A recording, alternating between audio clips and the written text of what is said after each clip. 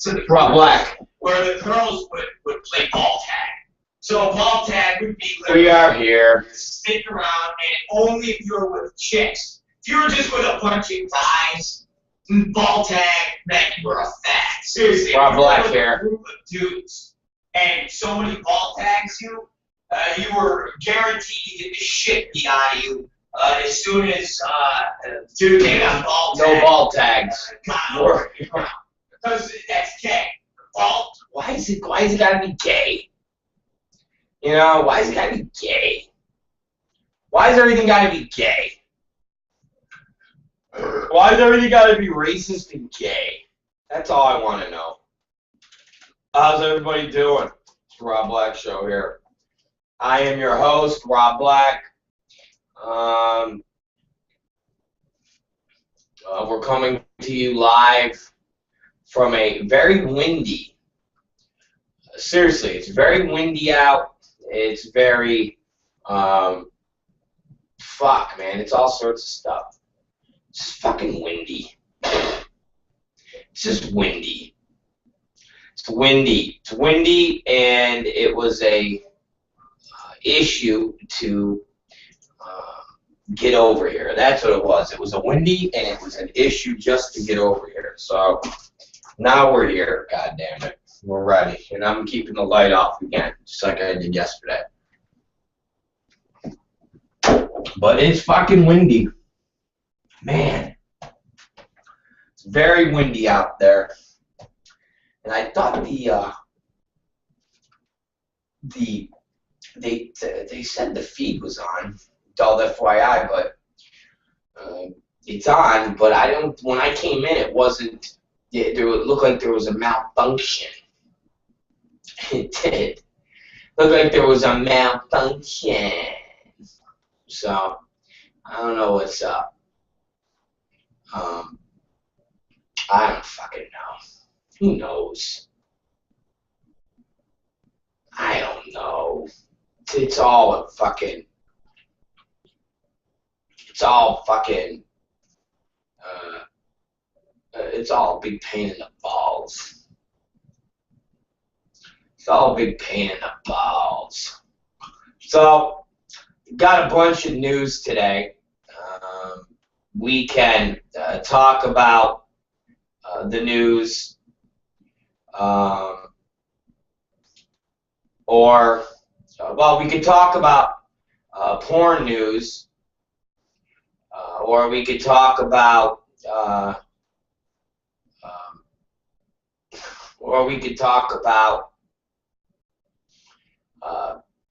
Donald Sterling news, because that,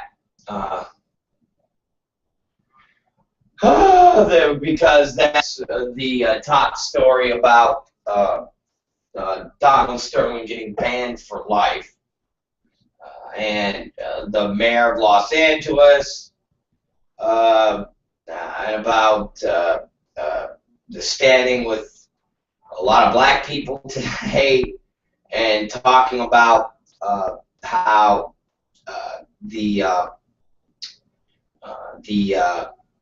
this is a proud day because Los Angeles stood together and blah blah blah. And I just again, we could go through that all day.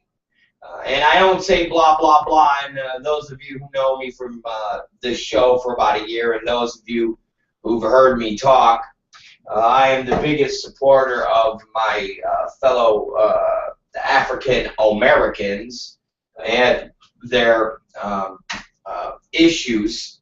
My issue has been, I felt that this has been a incredibly overblown bullshit, outrage over a guy that has been like this in the NBA for almost 30 years. And there's been so much more horrific things that have been said about black people from politicians and other personalities. And there hasn't been this much uproar about it than what has happened now.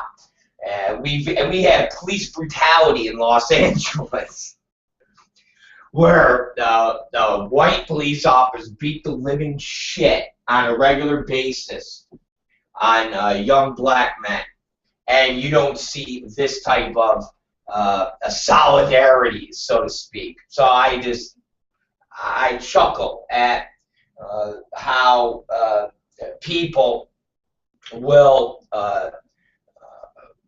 rally around something that is so minute because it's easy.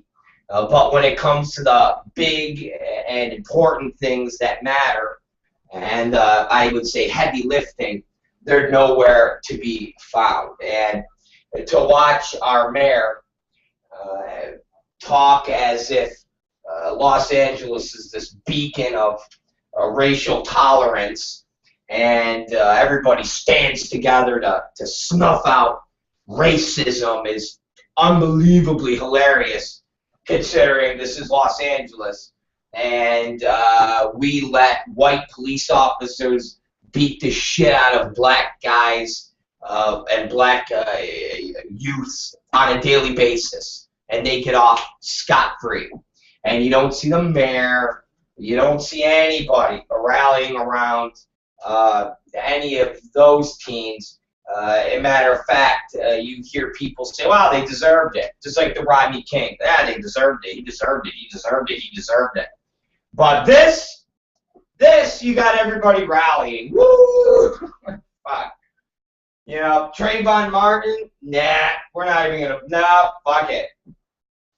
I've never seen, for Trayvon Martin, you didn't see this type of solidarity in the media when it came to rallying for an African American being brutally murdered by just an incredible racist system. No, nowhere. So we'll get to that, and we'll play the press conference with the NBA commissioner where he banned Donald Sterling for life and fined him $2.5 million. $2.5 million, which is really nothing in the grand scheme of things. $2.5 million for a billionaire is nothing. But I want to start with the big porn news. Might as well jump on it, and that is the AB 1576, the condom employer whole rigmarole has officially passed. And when I say officially passed, it's gotten out of committee, and it is now,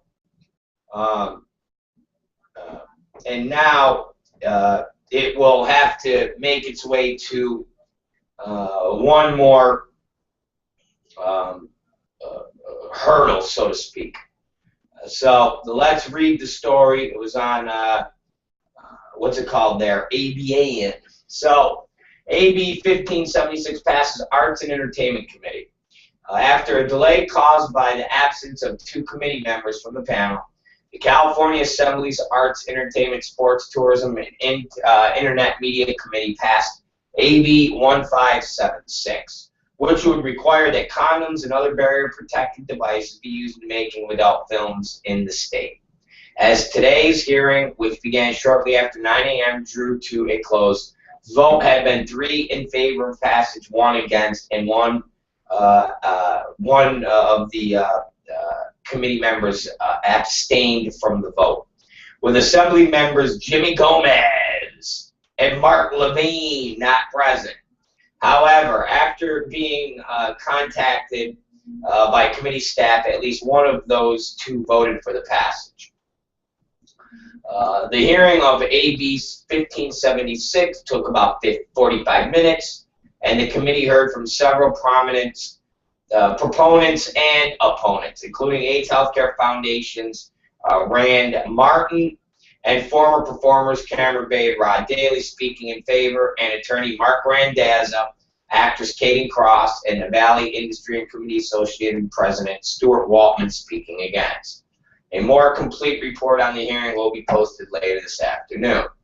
So that didn't bode well for the industry, and I could have told you that just by the mentioning of the people that were involved in trying to steer people into voting no on this bill.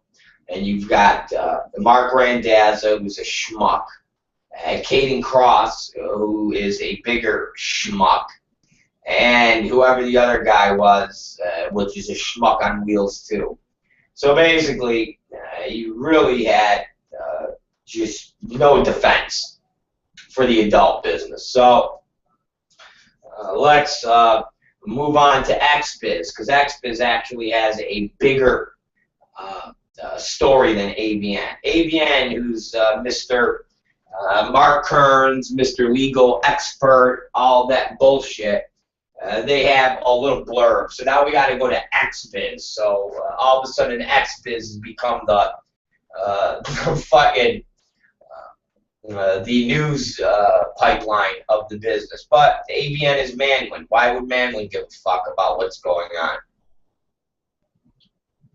So let's continue on the XBiz story. Assembly Bill 1576, which mandate barrier protection for all porn production shot in California, passed the Assembly Arts and Entertainment Committee this morning 4-1.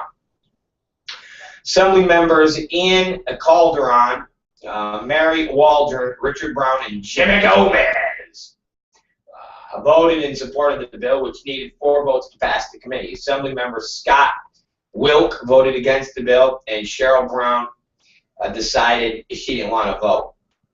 The bill's hearing incited a heated passion from the contributors for both sides, and committee moderators had to ask the crowd several times to quiet down. Today's debate focused heavily on the economic impact of the bill on California and whether or not a condom mandate will force the adult industry and its revenue into other states. You've been told a lot by this bill's opposition to make you question your previous decision to support your workers, said Isidore Hall, the bill sponsor. They question the constitutionality of the law, and they claim the industry will leave California. Hall called the idea that the industry would flee to Nevada, malarkey, and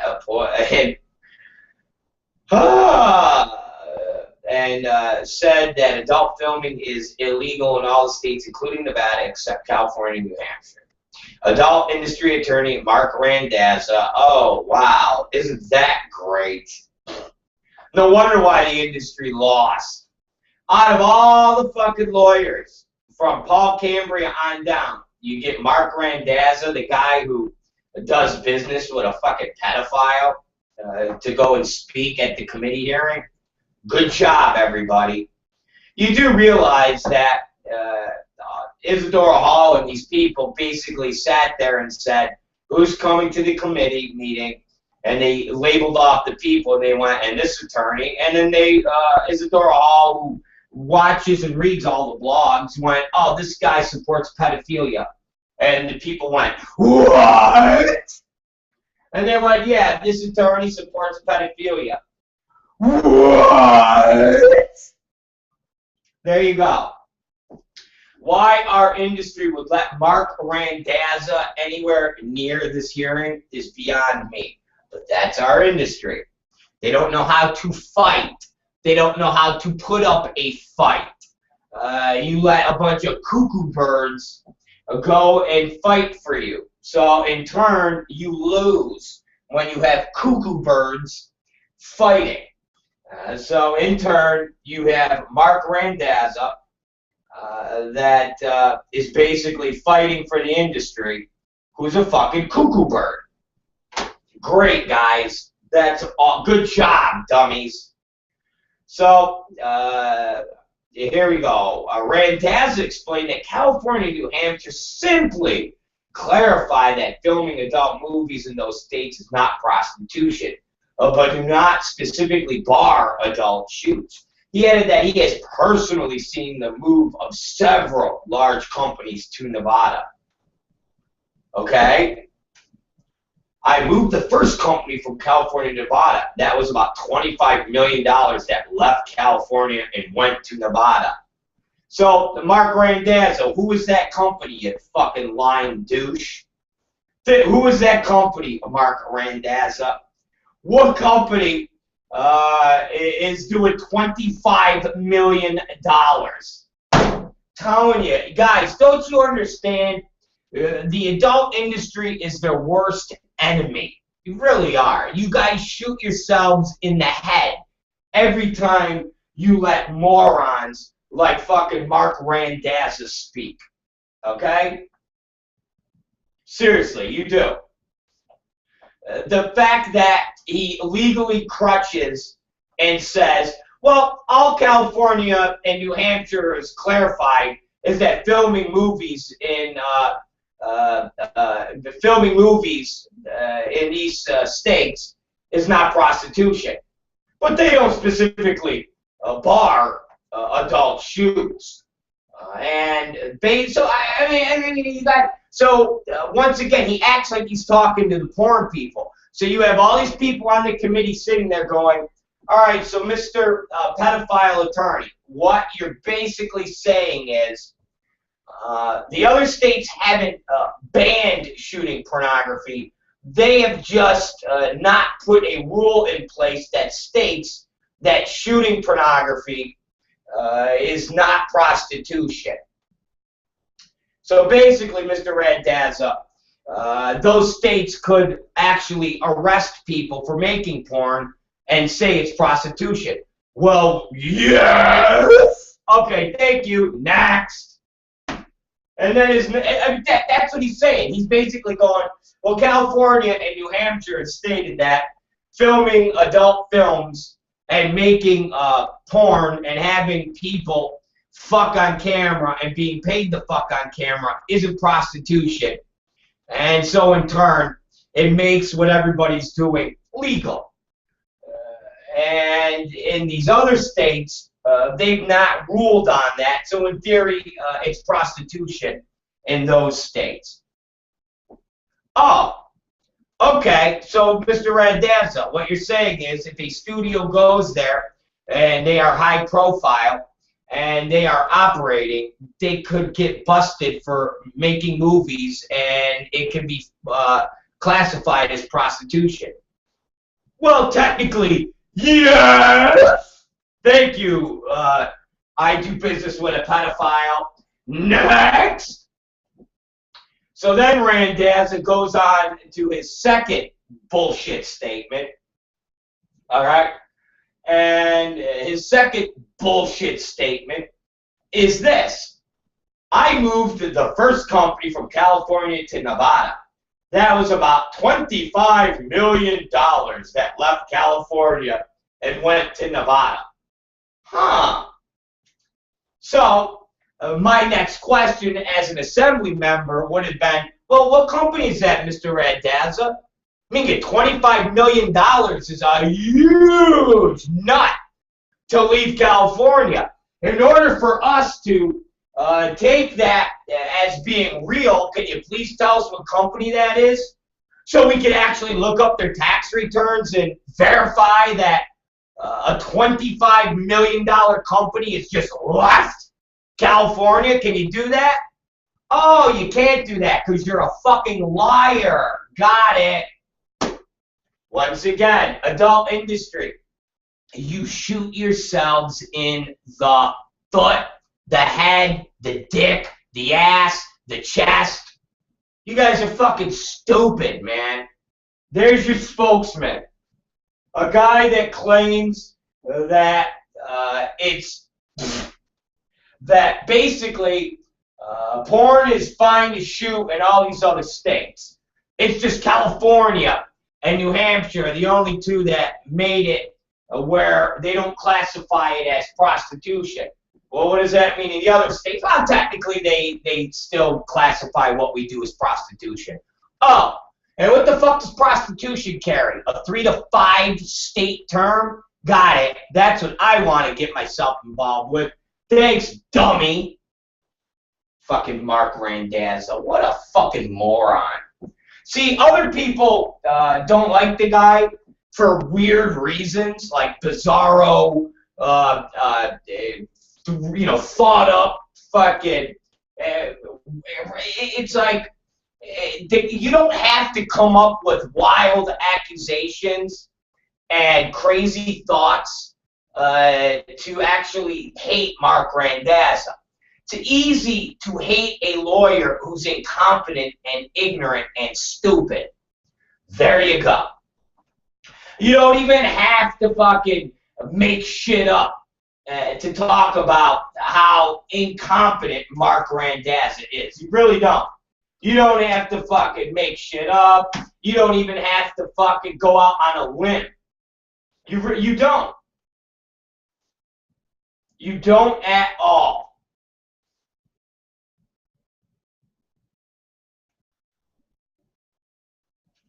Okay? You don't have to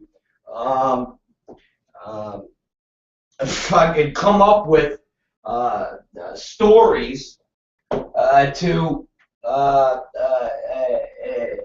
discredit Mark Randazzo as a fucking attorney. The guy, by just doing his fucking job, okay, is enough to discredit who he is.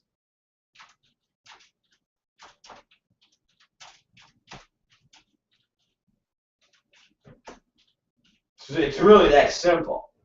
So let's continue with the Mark Randazzo bullshit train. $25 million. What a fucking who? What fucking company did he fucking move from California to Nevada that's worth $25 million? Think about that. $25 million cup. Who? That would be my first question. Mark Randazzo, Mr. Incompetence. Who did you move out of California to Nevada that's $25 million? Can you tell us?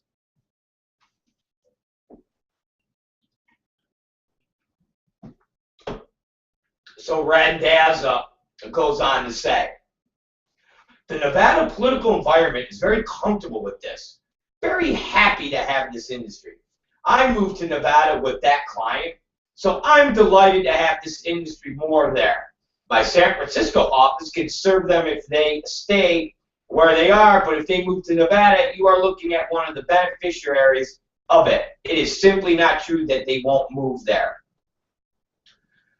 We don't want to go to Nevada, but we're already making plans to just do that, Kink.com founder Peter Ackworth said when he stood up to oppose the bill, giving credence to Randazzo's statement.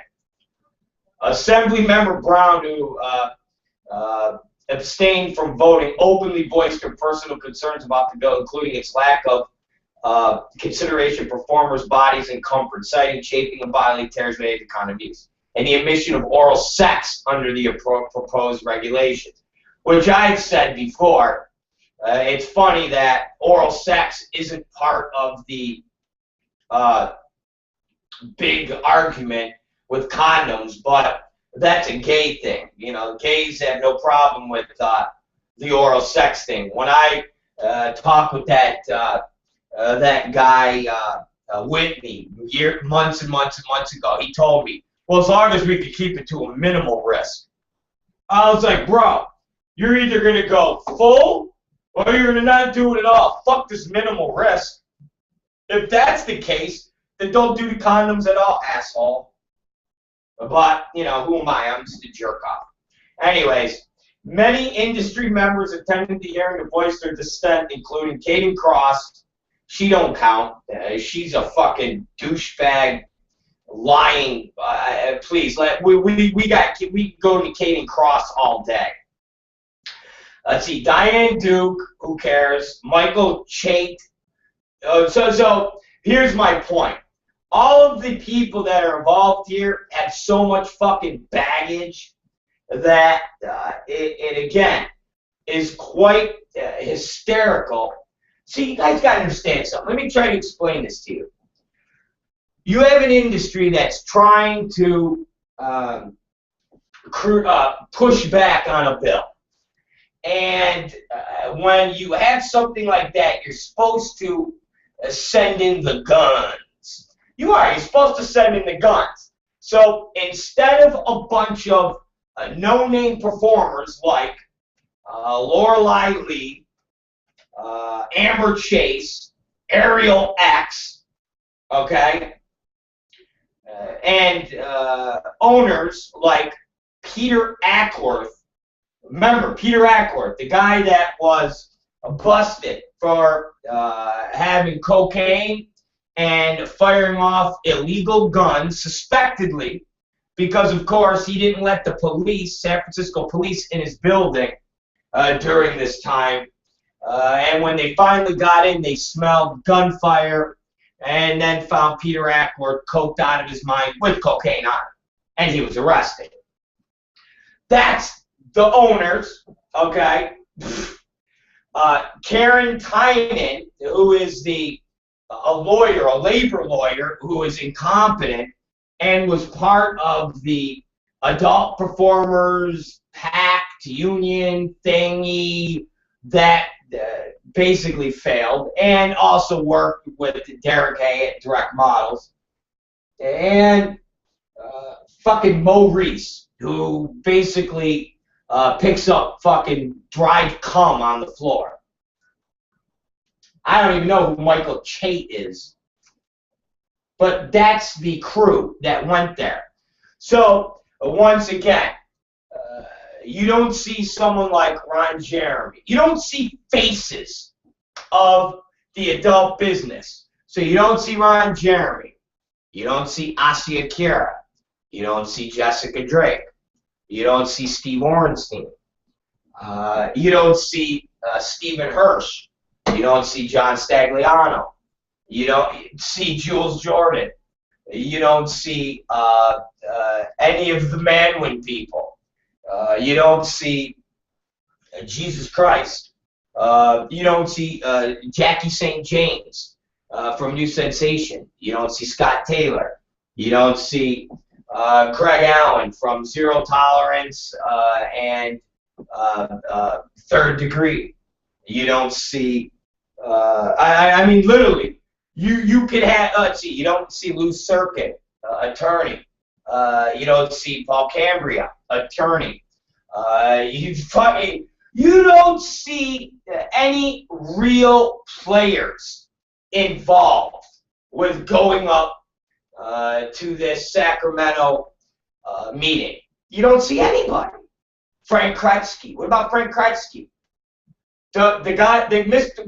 Frank Kretzky, who's got a foundation named after him, where he pumps millions of dollars into a foundation, and he helps fight cancer, and he owns restaurants, he owns nightclubs. He is the biggest player in the adult business. Why isn't Frank Kretzky there? Do you guys see where I'm going with this? How do you battle the city? How do you battle the state when you're battling them with muskets and bow and arrows? How? How do you battle the fucking state and the city with muskets and bow and arrows, and you have no stealth bombers, you have no nuclear subs, you have nothing, because they all won't participate. They won't participate.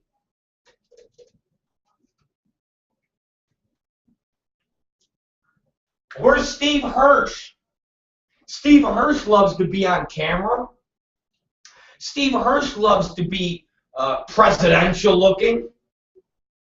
The fuck? He's on TV. Don't you guys think, think about this, okay? And I know, Rob Black is just a dummy, okay? But don't you think the assembly members sitting there and having Stephen Hirsch stand up, who they all know who is. He's the guy that dated Melissa Rivers. He's the guy that's on all the fucking talk shows as being the owner of all the celebrity sex tapes. Don't you think there would have been a lot more political capital if Stephen Hirsch was at that meeting, along with Frank Kretzky at that meeting, along with directors like Axel Braun at that meeting, and for them to stand up and say, hello, assembly people, I'm Stephen Hirsch, and they all first would be starstruck and go, ooh, that's Steve Hirsch, oh my God, whoa. Hi, it's nice to meet all of you. Yes, I would like to tell you that if this proposal happens to go through, it's going to drive business out of California.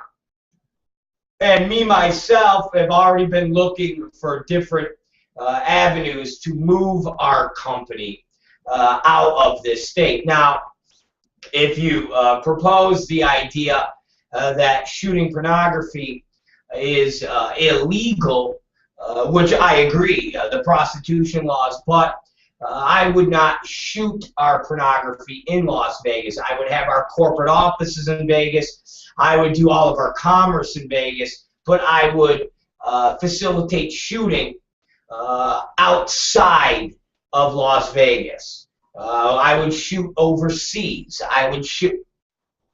Don't you think that's a little better of a threat? Don't you think Steve Hirsch laying out a fundamental plan of moving companies would have been serving the fucking industry better than Mark Randazza and Peter Ackworth? But Mark Randazza's lucky that this committee didn't feel like putting his fucking chomo ass on the spot. And ladies and gentlemen, when I say chomo ass, I say that because Mark Randazza does business with a pedophile. And if you don't believe me, go through our history of adult FYI, and there is a huge scandal that people have never addressed, especially Mark Randazza, where he was doing business with a guy named Kurt Treptow. Kurt Treptow, who was part of the Libertarian Party out in Las Vegas, until he got thrown out because people found out that he was a chomo. Mark Randazza did business with him. Mark Randazza did a luncheon panel seminar with him. Mark Randazza has talked with him extensively. That makes Mark Randazza dealing with chomos by an extension. That would, in my term, when I was in prison, make him a chomo also. Anytime you hang out with a child molester, whether you're doing it or not, people label you a chomo. So if the shoe fits, Mark Randazza's got to wear it. So our adult industry sent Mark Randazza to tell this committee that he already moved a $25 million company out of California and into Las Vegas, which is the biggest lie ever. That might be a bigger lie than the fucking Bible being true and accurate and not full of fables and mystical stories that only stupid people believe.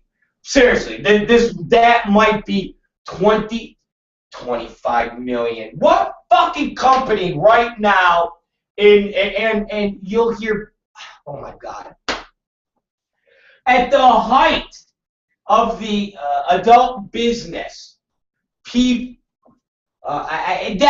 is probably the most ludicrous statement I've ever fucking heard. $25 million. Unfucking believable. when he said that, you know what the fucking the assembly members did? The assembly members did. They laughed under their breath. $25 million. You know how much $25 million is, motherfuckers?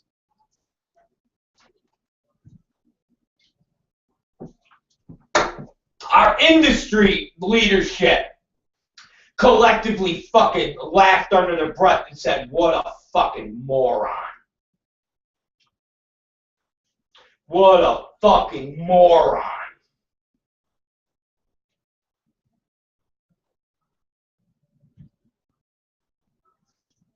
Fucking moron. So after these fucking dangerous and a detriment to our business spoke, okay?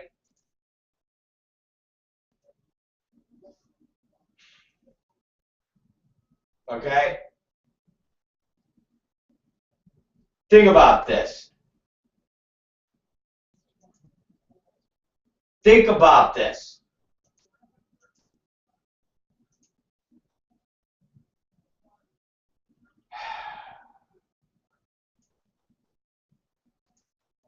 Fuck, man. Unbelievable. Yeah, think about this. Out of all the people that could be speaking on behalf of the adult business, the people that they are letting speak is Mark Randazza, Peter Ackworth, Ariel Axe. I mean, seriously, who the fuck would let them speak?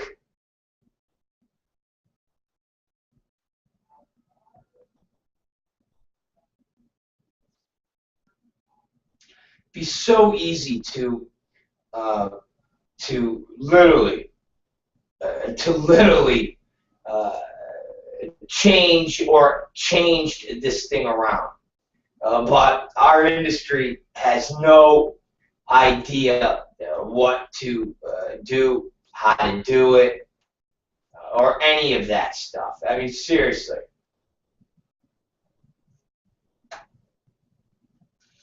And it's a fucking, it really is a,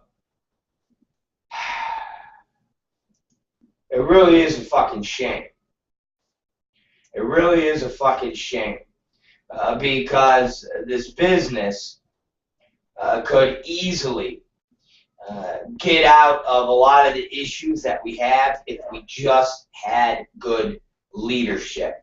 And I'm not even talking about somebody that necessarily knows what they're saying or what they're speaking, because they can be told what to say. All you need is a good puppet. All you need is a good puppet to carry out the proper fucking things, man. But we don't even have that. We don't have a good puppet.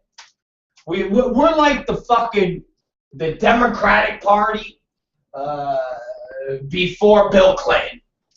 We're like the Democrat Party before Bill Clinton, and we're like the Democratic Party during the Bush era, when we fucking put John Kerry up there to be the president that everybody said was the worst president in the history of mankind and who lied us into a fucking war.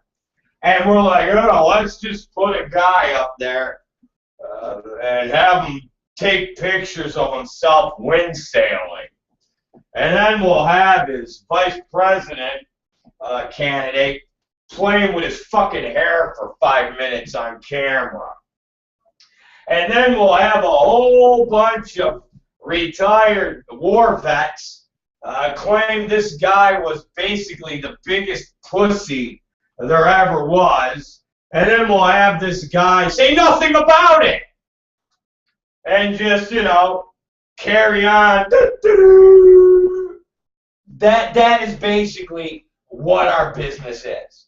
Again, it's the era of putting up bad candidates when the good candidates are all in the back going, I ain't going up there. Until you guys have a good support mechanism, I'm not putting my balls out there. So in turn, our industry has no good support mechanism. We have nothing of the sorts. So in turn, we have to put up people like Mo Reese, Peter Ackworth, Ariel X, Amber Chase, Caden Cross, and Mark Randazza. And Mark Randazza basically just says two lies. That basically everybody can move to California, move to Vegas, because porn's legal there. Okay? It's just that you could get busted for prostitution, because in California they made it where filming movies doesn't fall under prostitution. But that doesn't mean you're going to get arrested in Vegas. They say porn's fine, porn's legal. But yes, if they wanted to, they could bust you for prostitution. Oh, okay, thanks there, Randazza. Thanks, buddy. So basically, I should move my entire operation, move my family, move my employees' families, and we all uproot and go to Vegas. And then should come the midterm elections, and somebody gets a hair up their ass, and they want to create a noise in the political system of Nevada, I could get a bust for making a porn and have a prostitution charge. That's what you're saying, though, technically, right? Could that happen? Yes. Okay. I think I'll stay here in California and deal with rubbers. Okay, dickhead? And fucking Peter Ackworth. Again, this fucking moron. I haven't decided yet, but I'll move to Vegas. Again, and I say this with the utmost sincerity. Peter Ackworth is just a fucking jerk-off by newspaper accounts, code freak, gun nut. Okay? And once again, if you've ever seen the amount of activity that Peter Ackworth has going on at his San Francisco-based armory, and you know all of the things that happen there, from their public disgraces where they have strangers lined up outside on their building walls waiting to go inside for live sex shows, when they have guns being fired off inside, they have fuck seminars, all of these things in a 60,000 square foot building, something like that.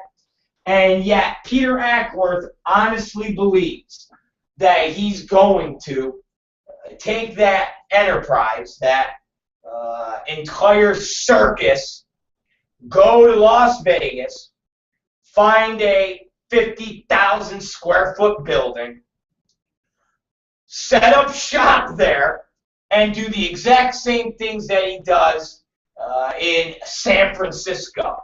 And once again, all of you people need to remember where Peter Ackworth is located. He's in San Francisco. San Francisco is the most liberal city in the entire United States map. That is a fact, okay? You can't get more liberal than San Francisco, and it's not the stereotype of, oh, that's the fucking gay capital of the world. It's deeper than that. From Nancy Pelosi, who's there, to assembly people, San Francisco is the most liberal, I repeat, most liberal place in the entire United States. Okay? Peter Ackworth gets away with what he does get away with because he's in San Francisco. He's actually having a fundraiser for a local politician out in San Francisco. Okay? Only in San Francisco can they have fundraising events for a politician, and with the catchphrase, this politician isn't afraid to get a little kinky. Okay?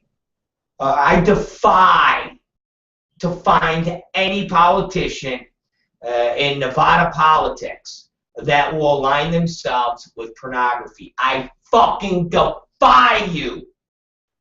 Once again, all of you people, and trust me, you all think you're smart, but there ain't not one of you motherfuckers that are smart out there that are in this adult business. You don't follow politics. And if you do, you know who the president is and the vice president. Big fucking deal. You don't know anything about real politics. You don't know anything about the Tea Party movement that was in Nevada. You don't know about Harry Reid a couple years ago almost losing his Senate seat to a right-wing Tea fucking Party nut job woman. There is no way in God's green earth that you would ever get a Nevada politician to walk hand in hand with a pornography company and tell everybody they're not afraid to get a little kinky.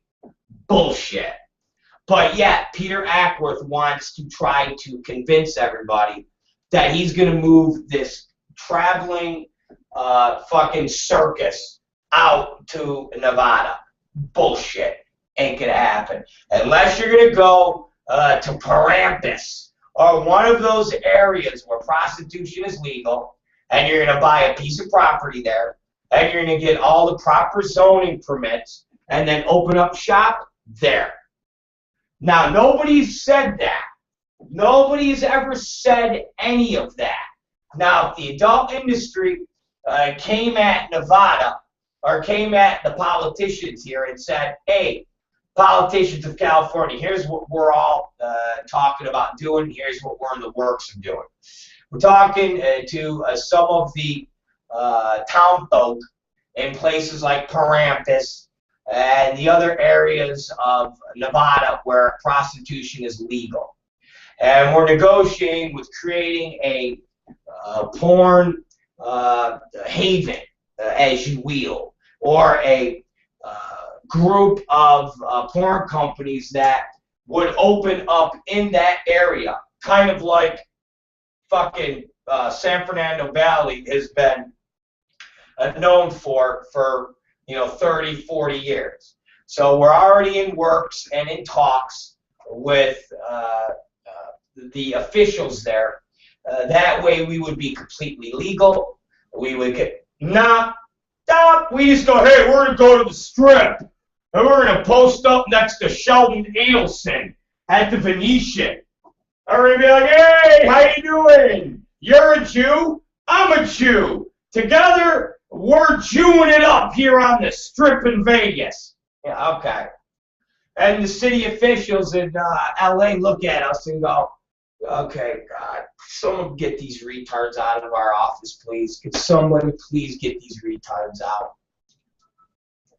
Once again, this industry brings knives to gunfights. The city and the state have guns, and we bring knives. And the knives we bring are dull and shitty and rusty. And they've been fucking in the bottom of creeks for about a year. And we pull it out and go, we're going to fight you. And they're like, really? And we're like, ugh. That's what it amounts to in our fucking business. We have no idea what we're doing. If we did, you would have all these people stay home and you would bring out the real players of this business. Who would you rather see speaking? Asya Akira, who has a book on the at Barnes & Noble and was just featured in a New York Post article, or Amber Chase? I mean, seriously, who would you rather hear talk? Peter Ackworth or Stephen Hirsch?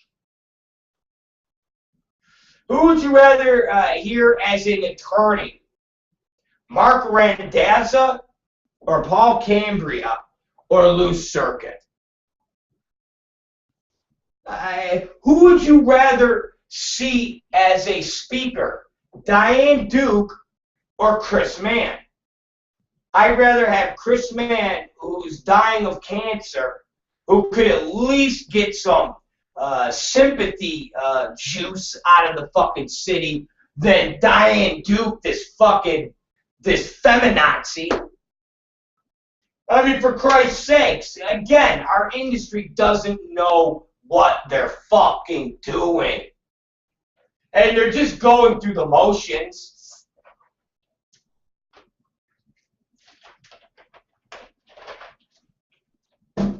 They're just going through the motions. Going through the motions. Shit!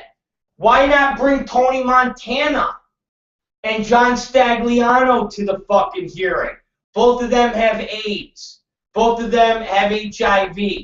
Why wouldn't you bring two people, or at least one person? Take Tony Montana out, because he's Tony Montana. Why wouldn't you have John Stagliano there? Why wouldn't you have somebody with HIV actually stand up there and talk about the industry and talk about the positives of the industry, instead of having everybody against the industry are the people with HIV/AIDS? Wouldn't that be fucking beneficial? Wouldn't that be smart? Again, this industry has knives to gunfights instead of a real fucking political thinker. And I've always said that to you guys from the beginning. You don't need a Rob Black to go up there and speak. You need a Rob Black to sit in a war room with a fucking a big chalkboard and map shit out and go, all right, here's what we need. I'm not the one doing it, but we need to find our person with AIDS. Okay, who do we got? All right, we need to find our heavy hitter company owner. Who do we got? We need to find our 4 performers that everybody knows. Who do we got? I mean, Jesus Christ. What's wrong with getting Ron Jeremy? Ron fucking Jeremy. Okay? And don't tell me, oh, Ron Jeremy wouldn't have done it. Bullshit. Fuck, you throw Ron Jeremy a couple $100, he'll fucking suck his own dick. Okay? Ron Jeremy. Why don't you get Ron? But why don't you get people that the city goes, oh, look at that. Oh. You make them enamored with what we have. Instead, we go up there like a rogue gallery of fucking degenerates. Fucking dummies, man.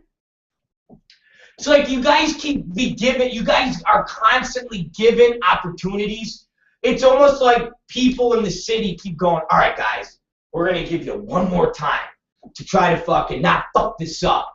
And all of a sudden we fuck it up and they go, Jesus, how did they fuck this up? We even had people that didn't show up at the committee to vote, and they still fucked this up. For Christ's sakes, do you guys realize that one of the people that are on this committee is Ian Calderon? Do you guys realize this? Do you know who Ian Calderon is? Okay? Do you guys know who Ian Calderon is?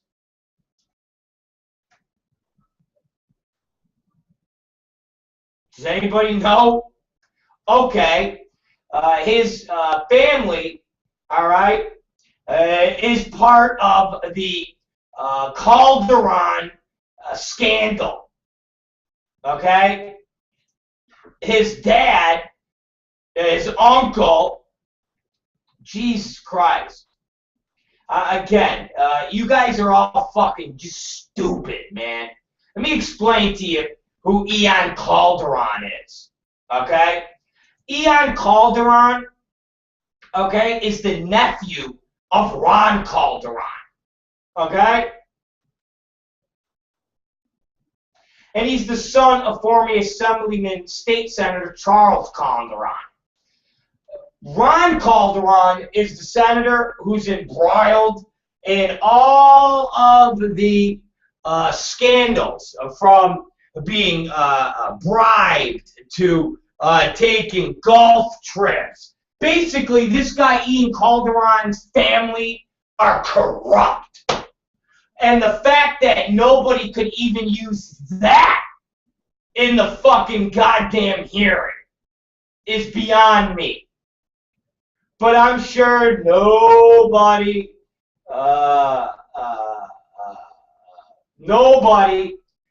in the Free Speech Coalition group there knew anything of Ian Calderon.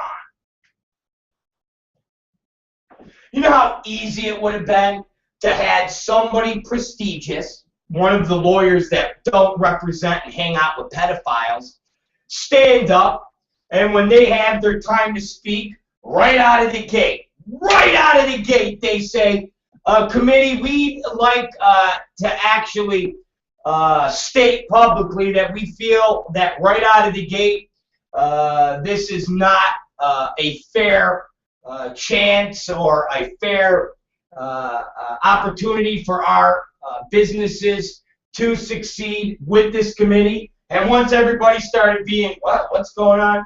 And they go, well, Ian Calderon, who sits up there and is one of the votes, we don't feel comfortable with somebody that has family ties to such corruption. You would have heard gavel smack. You would have basically shifted this entire committee conversation to the fact that Ian Calderon is part of his uncle and criminal investigations, even if it didn't fucking matter, even if it wasn't part of the dialect. But that's politics. That's fucking politics. That's how you shift it. You probably could have created such a fucking a distraction that they would have postponed this fucking vote. Nah, I know. That's Rob Black being Rob Black. No, that's Rob Black talking politics. That's Rob Black being a student of politics. You guys actually have a man by the name of Ian Calderon voting for the fate of this business, and his uncle is Ron Calderon. And he is involved. Charles Calderon paid his son Ian $40,000. Do you understand this? The kid is under investigation with the whole family.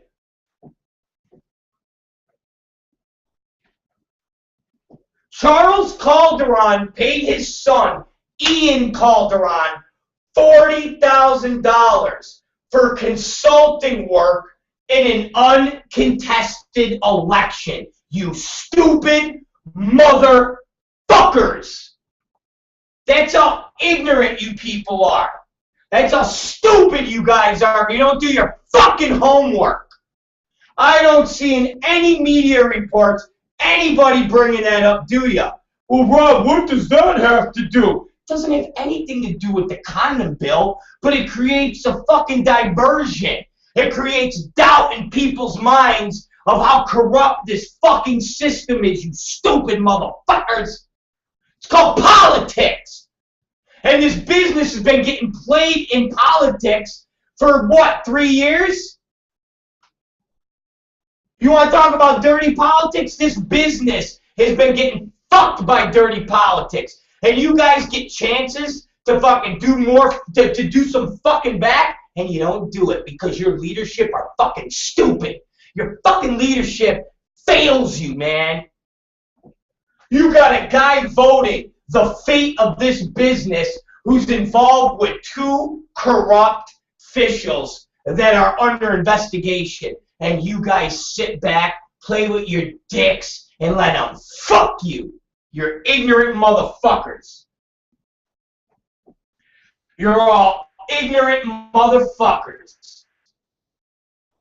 During his 2010 re-election campaign, former Assemblyman Charles Calderon paid his son, Ian, $40,000 for web consulting services. But an investigation by this newspaper turned up no evidence of a campaign website or social media presence. Calderon, who termed out of his assembly in 2012, ran unopposed in the primary for the heavily Democratic 58th Assembly District and coasted to an easy victory over his Republican challenger, Garrett May. Campaign finance reports show Calderon's son, Ian Calderon, billed his father's campaign about $30,000 in information technology costs throughout the 09 and 10 campaign, according to records from the Secretary of State of California. Ian Calderon billed another $9,500 after the campaign was over. According to state records, an expert on state law said the practice was likely legal but ethically questionable. That's the guy that's deciding the fate of the condom bill. Good job. Good job, porno. You don't even fucking argue that this guy is corrupt. You don't even bring that up to fucking chum and bloody the water. Especially the fact that Ron Calderon is embroiled in turmoil right now, and everybody from the Justice Department to the FBI are up his ass. And you guys sit back and stroke your fucking dicks. Ignorant motherfuckers you all are. Ignorant motherfuckers you are. This is why you need real leadership. And again, when I say that, I ain't talking about somebody like me to go out there and go, hi, everybody. You need somebody like me sitting in the war room going, this is what we do. This is what we do. This is how we feel the fucking team. This is how we win championships. Stupid motherfuckers you all are. Man.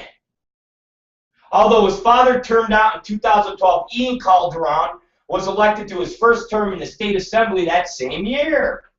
Charles Calderon and Ian Calderon did not return telephone calls seeking comment. Those familiar with the campaign said they cannot remember any website, email, or social media outreach. May Calderon's 2000 opponent concurred. Not that I can remember, May said, as an incumbent in a prominently Democratic district, I don't believe State Assemblyman Calderon felt the need for a re-election website. A search of archived internet pages turned up no evidence that the Calderon campaign built websites, sent out mass emailers, or opened social media accounts. Since Ian Calderon, 27, was an adult at the time and probably wasn't living under his father's roof, there is nothing illegal about the payments, said Robert Stern, a longtime government watchdog who helped write the state's campaign finance laws.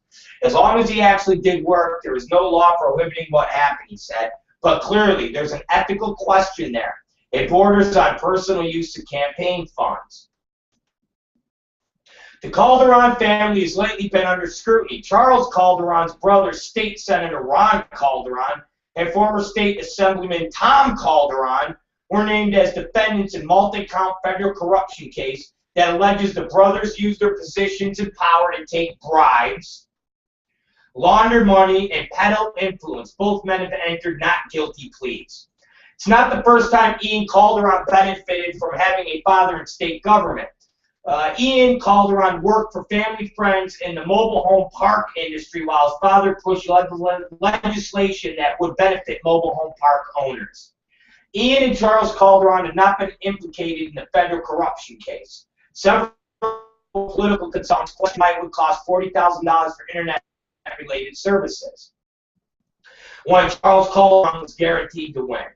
One campaign consultant who declined to give his name in fear that he would lose work said a high-end internet package with web design, web programming, and an active social media presence should cost around $12 grand for one campaign.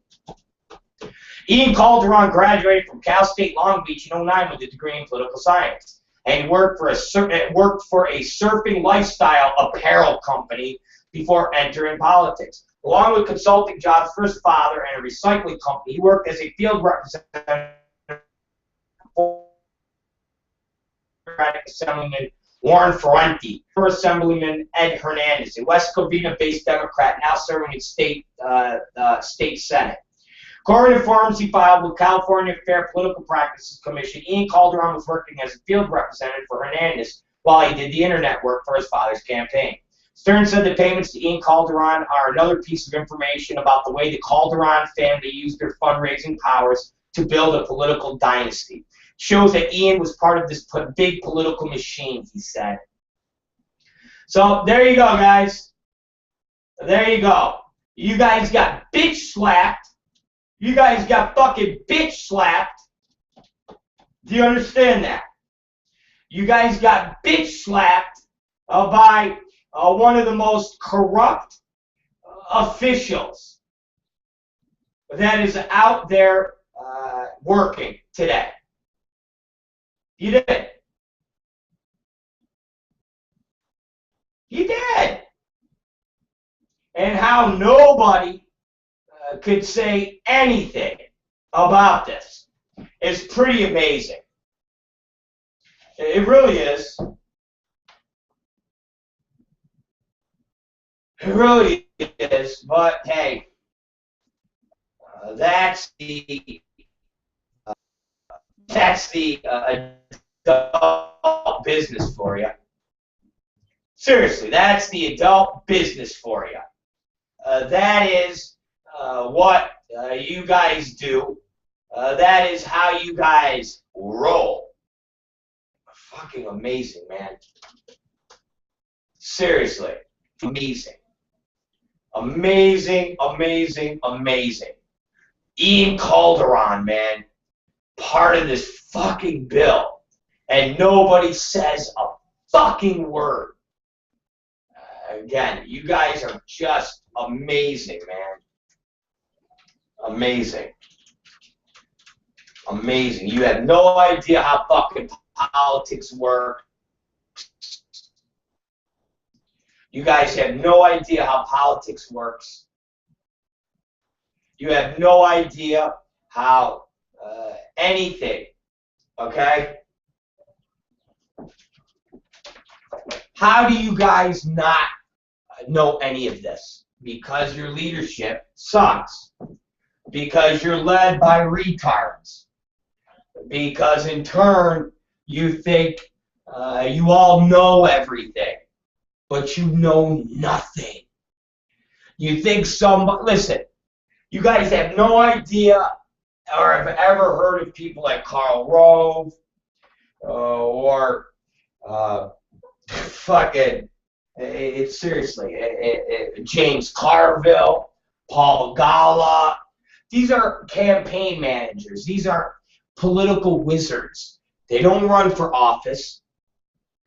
They're not making speeches and invoking policy to the masses. They're behind the scenes, and they orchestrate how to win elections. They orchestrate how to put people in power, okay? Karl Rove is the architect for all of the Republican wins in the last 2 decades, including putting George Bush in office 2 terms.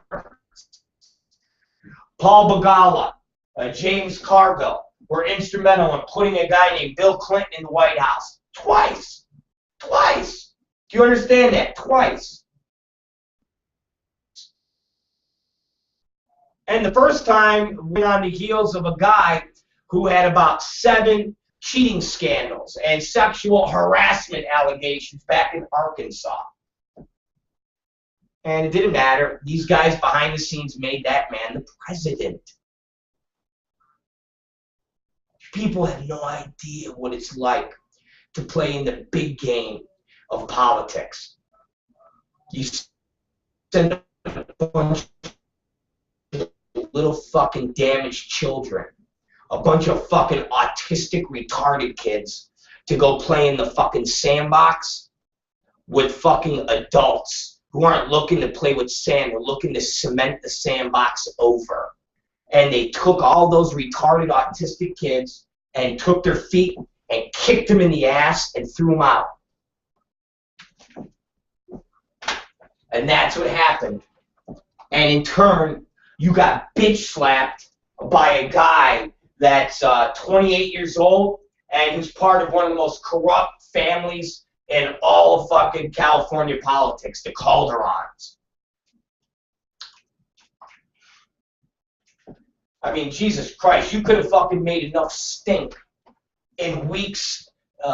Again, why the industry doesn't know any of this stuff is beyond me.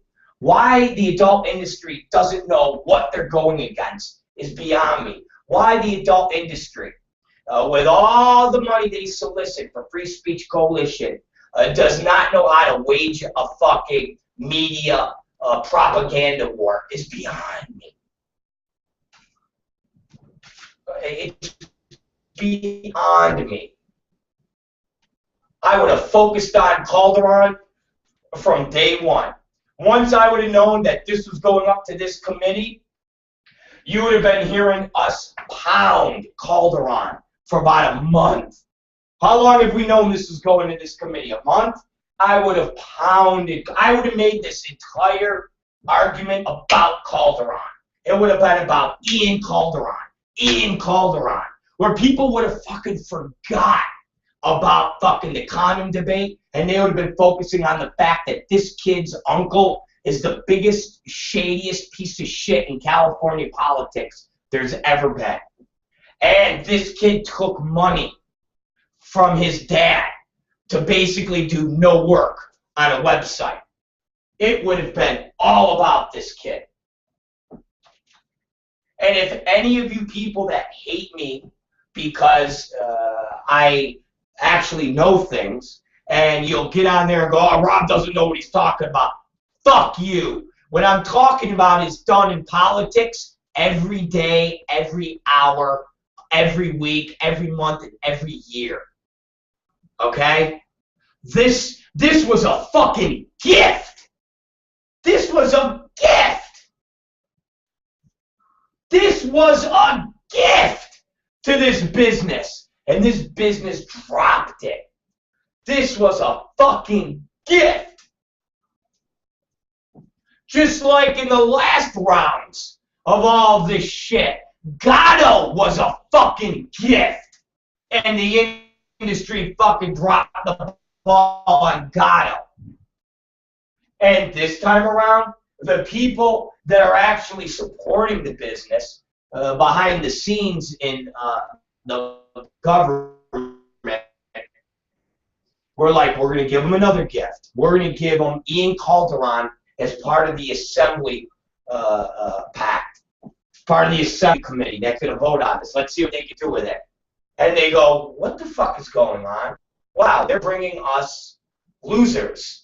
Wow, they're bringing us a lawyer who's associated with a pedophile, and that lawyer's telling us that he's already moved a $25 million a year company to Nevada, and he's full of shit. Next, wow, they're bringing this guy Peter Ackworth in. Have you ever heard the story about him in Vegas and guns and coke? Next, wow, they're bringing us Caden fucking Cross, convicted fucking land scammer. Next, like it just goes down. It's just a bunch of people they've never heard of. Instead of going, oh, there's Ron Jeremy. Oh, there's Stephen Hirsch. Who's this?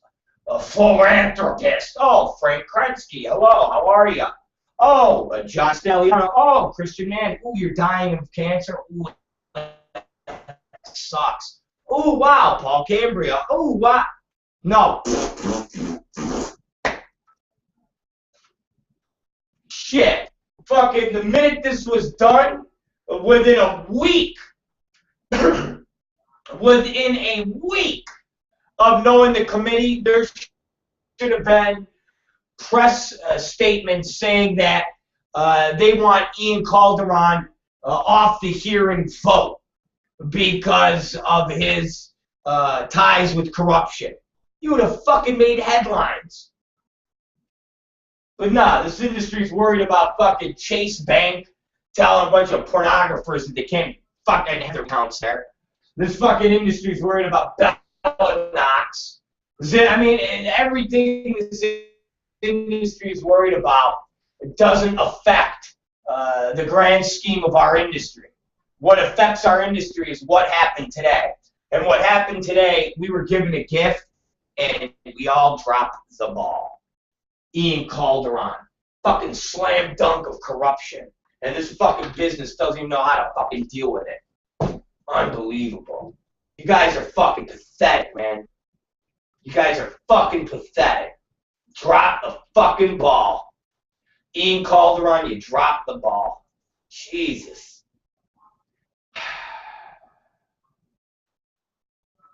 Unbelievable. Alright, we're going to take a fucking break because you guys are fucking killing me. Okay? You guys are fucking killing me. You guys officially killed me. I'm officially just, you guys officially just, man. You guys are just fucking, just killing me. Anyways, we're going to take a break. When we come back, we're going to hit on the Big Don. The Big Don Sterling. Big Don! And what it means for the NBA, which really, it means nothing. I mean, it really does. You know, it really doesn't fucking matter. It really doesn't fucking matter, you know. It really doesn't fucking matter. It's just kind of you know, it's basically getting a shitty owner out of a shitty team, and then forcing a sale, hopefully, to Magic Johnson. That's basically what everybody did. Other than that, it didn't do a fucking thing, and everybody could stand together and jerk each other off and say this was a statement against racism. No, it wasn't. It was a joke for racism.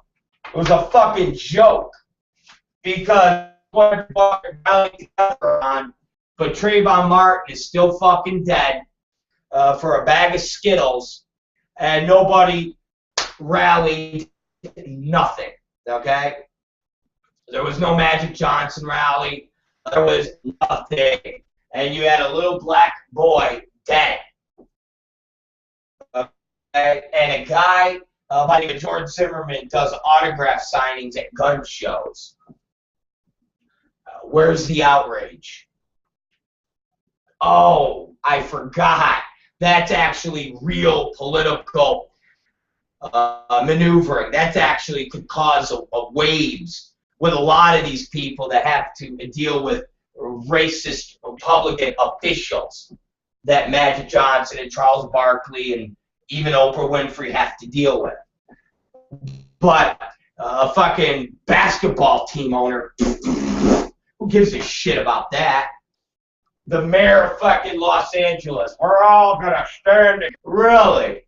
I bet if we go through the newspaper articles and news reports of the last year, we could find about 15 cases of police brutality. White police officers beating the shit out of black men, women, and youths. And people have actually... How about the sheriff's department? How about that? It wasn't LA's own that had to put a stop to that. It was the federal government that had to put a stop to that. It was the federal government that launched a Justice Department probe into prison abuse. And the fact that the majority of it was white on black. Yep. But we're going to stand together and snuff out racism because we got this white racist team owner that everybody's known has been a racist for 30 years. And look, we're all doing together. We're holding the hands. We are the world. Look how good we are. It's like, okay, great. Well, I hope you're ready then because you set a real high bar now And the minute there's some real racism shit going on, everybody better take the same attitude, because if people are going to give people passes like Duck Dynasty, that scumbag, and Paula Dean should never, ever be working with that. So I hope she rears her fucking disgusting head. You have a solidarity movement like we saw with this fucking Clippers situation.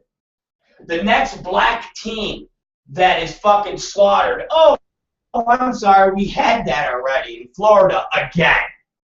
There was no solidarity there. That was the standard.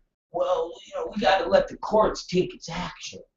The next time Newt Gingrich, look at official, talks that racism shit and their coded words, are we going to have a unified front of solidarity? Well, I hope so, because I don't see too much solidarity when it comes to real issues. I see solidarity when it comes to something as stupid as a fucking basketball owner. Big fucking deal. Everybody wants to pat each other on the fucking back. Yeah. But Trayvon Martin is dead. And George Zimmerman's signing fucking autographs at a fucking gun show. Think about that. Think about that, man. Think about that. Unbelievable. Unbelievable.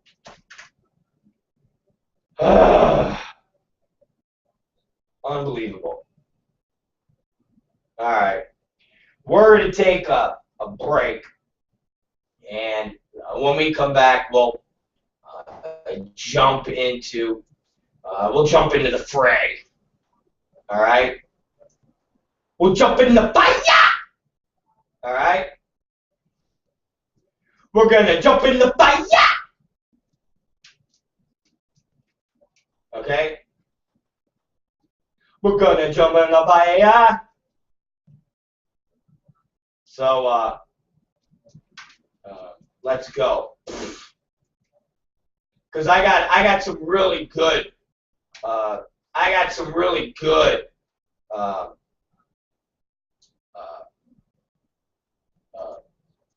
video that you'll love. You'll get fucking some good stuff. Okay? You gotta jump in the fire. Let's see, on. You gotta jump in the fire.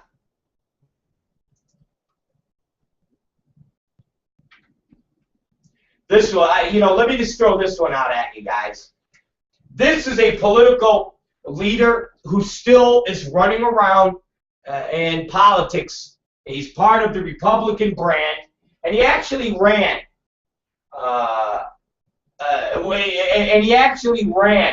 For president. And they say he might run for president again. So I want you to listen to this, okay? See if you guys can hear this. You tell me, where was the uproar about this? And then we'll take a break. You ready? This is Senator Rick Santorum. It just keeps expanding. I was in Indianola a few months ago, and I was talking to someone who works at the Department of Public Welfare here, and she told me that the state of Iowa is going to get fined if they don't sign up more people under the Medicaid program.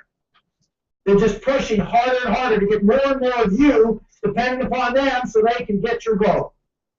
That's what the bottom line is. I don't want to make blind people's lives better by giving them somebody else's money. I want to give them the opportunity to go out and earn the money and provide for themselves and their families. And the best way to do that is to get the manufacturing sector of the economy rolling again. There you go, guys. And on top of that, you actually had people at his little political rally clapping. Yeah, I don't want to give them black people my money. Bunch of welfare motherfuckers. Yeah. Where's the outrage from Rick Santorum? That's somebody that actually makes policy. That's somebody who makes policy. Okay? And Rick, you know what Rick Santorum said later? He was tongue-tied and didn't remember using the word black. Oh! Got him out of that. Fuck it. Unbelievable, man. Fuck it. Unbelievable, guys. Unbelievable. Unfucking believable. That's acceptable. I got one better for you. This was Senator Robert Byrd. Okay? This was great. Now listen to this one. All right?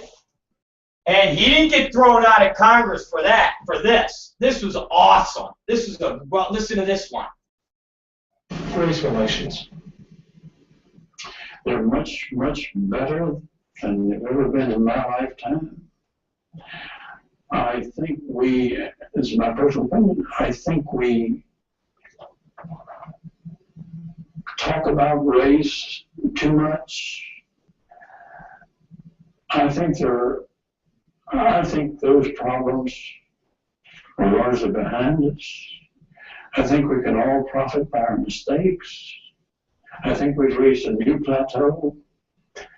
And I think it's going to keep going upward, that understanding and race relations. But I think, I just think we talk so much about it that we have to, I think, create somewhat of an illusion. I think we try to have goodwill.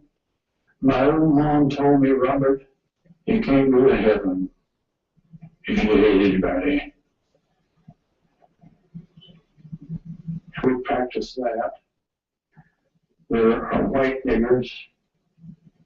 I haven't seen a lot of white niggers in my time when you use that word. But we just need to work together to make our country better. There's white niggers. There's white niggers. That's a senator. Okay? That's a senator. Didn't see no outrage in 2001 from anybody. Robert Byrd didn't get forced to resign. He didn't. Okay? I get one better for you. John McCain in 2000, when he was running for president, he used the word gooks while condemning the Vietnamese prison guards who tortured him. And he said, I quote, "I hate the gooks," McCain said. "I will hate them as long as I live." Yeah, I didn't hear too much outrage from Senator McCain. No. As a matter of fact, he ran for president.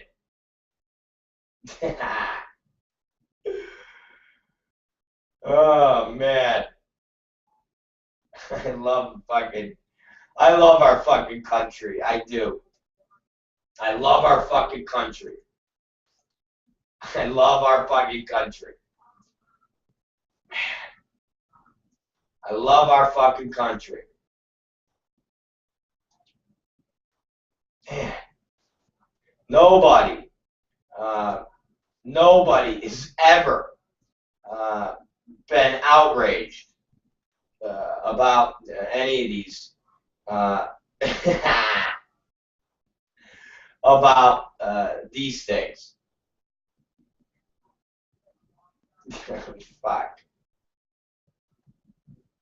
Shit, 2011, Texas State Senator Larry Taylor made a culturally insensitive remark while speaking at a hearing regarding an insurance company paying policyholders in a timely manner.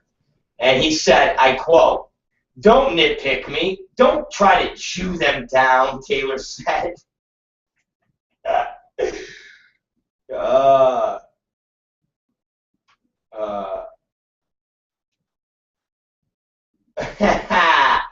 How about this one? Joe Maturo, Republican, and he's the mayor of East Haven. Listen to this. Ready? This is him talking about Mexicans, Latinos. Listen. We have a very small segment of Latinos in town. We have a very small segment of a lot of nationalities in our community, but obviously with such attention to the Latino community, with a force of 50 officers, still no police officer on Latino ancestry. And your point being, the mayor didn't get it. Just look at this exchange. What are you doing for the Latino community today? I might have tacos when I go home. I'm not quite sure yet. It's indefensible. There is no excuse for that. In fact, just moments ago, he came over here and apologized to me for his comment saying that it was, quote, out of context. So looking back on it now in light of what's taking place, yeah, it was probably a little insensitive. But late in the day after my 12th or 13th interview, you know, sometimes we all say things that after it comes out could be taken in the wrong context, and that's what it was. And he even gave us a second interview tonight to further clarify his response. But ended up, it sounded like, putting the blame back on the question. It was maybe a shallow question. I gave it a shallow answer. If you ask a flippant answer, a question, you might give a flippant answer. Maybe the question was that one. I mean, he's just asking what you're going to do. You know what? We had 4 of our police officers arrested today. I'm going to do the same thing for one aspect of our community that I'm going to do for the next part of our community. So, there you go, guys. Oh, man. So, there you go. That is some racist comments. I haven't heard any outrage over there. Any reason? Any reason on that?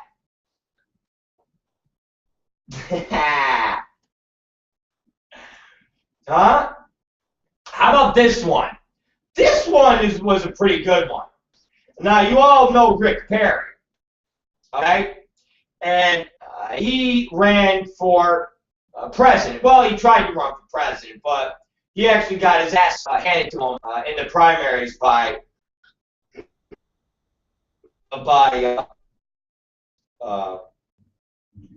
Mitt Romney, okay? Which is pretty funny because Mitt Romney is Mitt Romney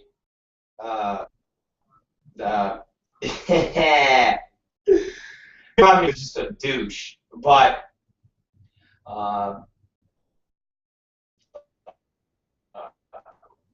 fucking Rick Perry had a cabin, okay? He did.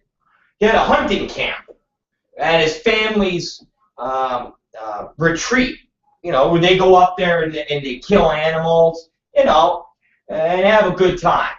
And the name of the cabin and the hunting grounds where they would go and hunt was called Niggerhead. Yes! Niggerhead! Niggerhead! Alright? So, yes, that is the name of Rick Perry's hunting lodge. Niggerhead! Now, he ran for president of, well, tried to run for president of the United States. Do you guys get that?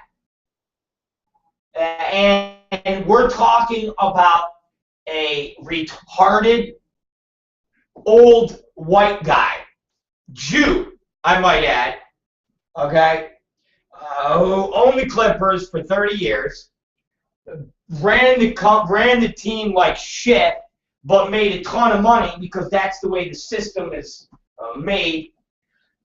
He would actually bring, and one report says he would bring girls into the locker room and referenced a bunch of the black players and told the girls, look at those black bodies. I mean, it really is apparent the guy likes like cuckolding. He's a big cuckolder. And this was known in the NBA. This was known amongst the players that played there. You don't think when you're in the locker room and you're changing and the owner comes in there with a bunch of fucking little fucking sugar babies and he's like, hey, baby, look at all them black bodies. And there you are like, what the fuck was that about? And there, and somebody goes, oh man, you know, Sterling, he's a kinky, freaky, racy, biggity, weird dude, man. And they're like, really? Yeah, but I get paid $10 million a year, so I don't give a fuck. Who do I give a fuck, you know? He's just one of about 50 other executives in the NBA that think and act like that, so it's all good. Wow, he just brings girls in to stare at our bodies? Yeah. Isn't that weird? Yeah. I think he asked one of the black players once if they would fuck his wife and come in his face. Really? Yeah. I mean, you know, that's the outrage. But a guy by the name of Rick Perry who ran for, or tried to run for president of the United States, named his cabin Niggerhead. And then they painted over Niggerhead and then flipped the rock over as politics came into the forefront. Instead of just taking the rock and, you know, throwing it away. How's that? How about instead of painting over Niggerhead where you can still see Niggerhead, why not just throw the rock away? Why not throw it in the river? Why not fucking get rid of the rock? Why do you keep a rock that says Niggerhead? But there definitely was no outrage there. There was no Magic Johnson running around telling the world that he was offended. There was no Charles Barkley talking about being offended. No, of course not. Why? Because Rick Perry is a huge political player. He's involved with rich Republicans. And many of these Republicans do business with many people that Magic Johnson and Charles Barkley and a whole bunch of other people do business with, that if they start talking about Mitt Romney, guess what happens? I don't know. People investigate their finances. People fuck with their shit. Remember, Donald Sterling's got no juice. He's not going to be able to have anybody. He's a slumlord who owns a shitty basketball team. So it's easy to fucking go at him for racism, but this fake outrage over this racism and getting him to be banned for life and wanting to force him to sell the team like you just snapped out racism when real racism is prevalent in our political system, and nobody does a thing about it. You heard me play video. And some of those people are still in Congress now. John McCain ran for president, and he's talking about hating goops. Hating goops.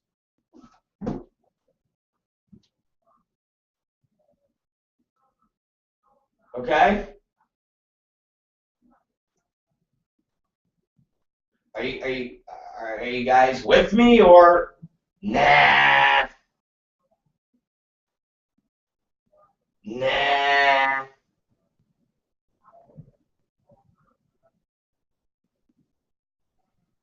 Nah. Think about this. And Perry, the exact same stuff that was being said about Sterling, Perry's trouble with the subject of race has flared up from time to time since he first won statewide office as Texas Agricultural Commissioner in 1990. Following the year, according to news accounts, at the time, a businessman and his son accused an assistant commissioner of telling them in a meeting, "We already have one nigger who submitted a loan application. We don't need another." The assistant commissioner, Dick Waterfield, denied the charge on the Fort Worth Star-Telegram. I don't know whether or not I used that word, but I didn't say it. You know, I have people on my staff that are black. Those are Perry people.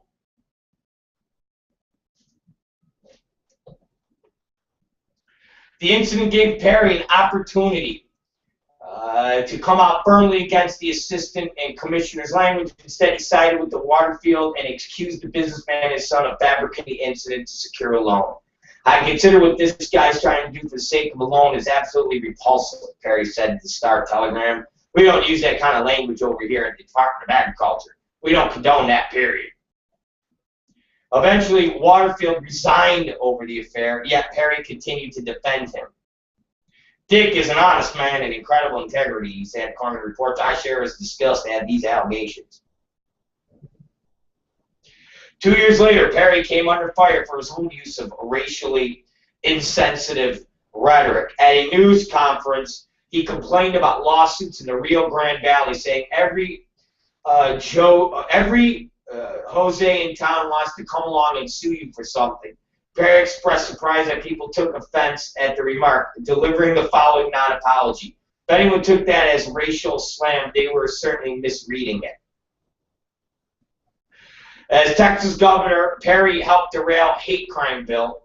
Later as governor, he fought to scuttle the hate crimes bill named for James Baird Jr. I mean, again, Perry has shown what critics deem as an undue amount of sensitivity toward groups like the Sons of Confederate Veterans. I want to know that I oppose the efforts to remove the Confederate monuments, plaques, and memorials from public property, Perry wrote in a March 2000 letter to the SCV.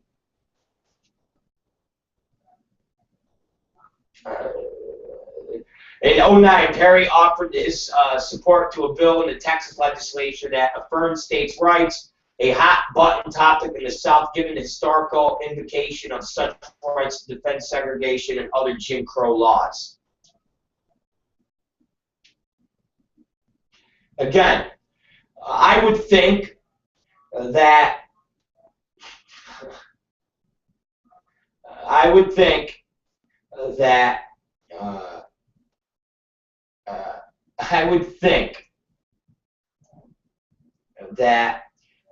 this, being a politician and somebody that ran for president and having a camping lodge called Niggerhead would be grounds for solidarity across the United States, where everybody holds hands and screams. But I guess this didn't do it. I guess it's the fucking Jew, the rich Jew basketball owner that has the world outraged. Okay, so be it. They're outraged. Fucking Florida, they're killing an unarmed black teenager. Nah, that's not a big deal.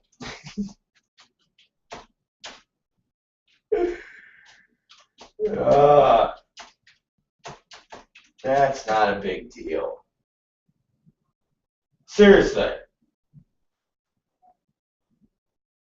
That's not a big deal. Nah. Nah. Of course not. Nah. Of course not. How about this one? And, you know, LAPD, you know, of course, like the mayor says, everybody stands together. A black LA police officer was awarded $1.2 million by a jury Tuesday for being a target of vulgar racial harassment by a white supervisor and other officers. And this was just a year ago. Fucking year ago. Officer Earl Wright, A 23-year LAPD veteran alleged that the department did not take his complaint seriously, which caused him to be hospitalized. One instance detailed in lawsuit documents, Wright was given a 20-year anniversary cake with a fried chicken leg and slice of watermelon on top. The cake was presented to him by Sergeant Peter Foster, a white officer who supervised the Community Relations Office in Central Division, the Los Angeles Times reports. In another instance detailed in the law, in another instance, when Wright asked Foster for permission to leave work early, Foster responded, "Why? You got to go pick watermelons?" Cool. That's LA for you. That's the LA Police Department. All right. That there's no outrage for Magic Johnson, but a basketball owner. That's the big outrage.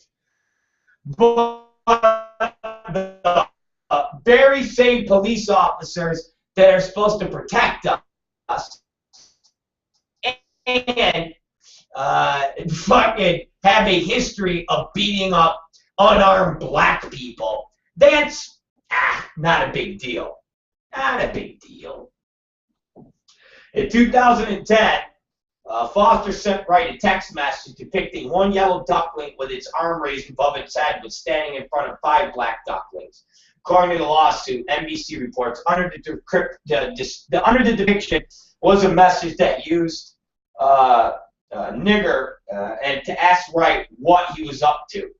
Wright also alleged that his face and another officer, Lenny Davis, were superimposed on Sanford and Son poster that was plastic for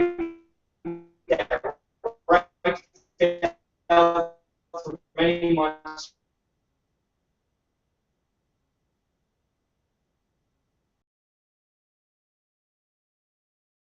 He even admits, yeah, but this cop was going along with it. He was laughing. Ha ha ha ha ha ha. Ha ha ha ha ha ha. Ha ha ha ha ha ha. Okay. So the officer's lawyer said, "Yo, man, my client was afraid of facing retaliation."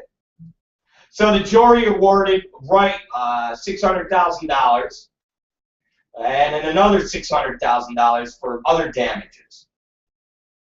Wright's verdict is the second 7-figure payout for the city in the past 2 weeks. Last week, the city council approved a $1.25 million settlement for 2 lesbian officers who claimed they had been sexually harassed by their supervisors. And the Associated Press says in the same unit there have recently been discrimination claims by a Latino officer and 2 Asian officers. Wow, hey, you gotta listen, guys.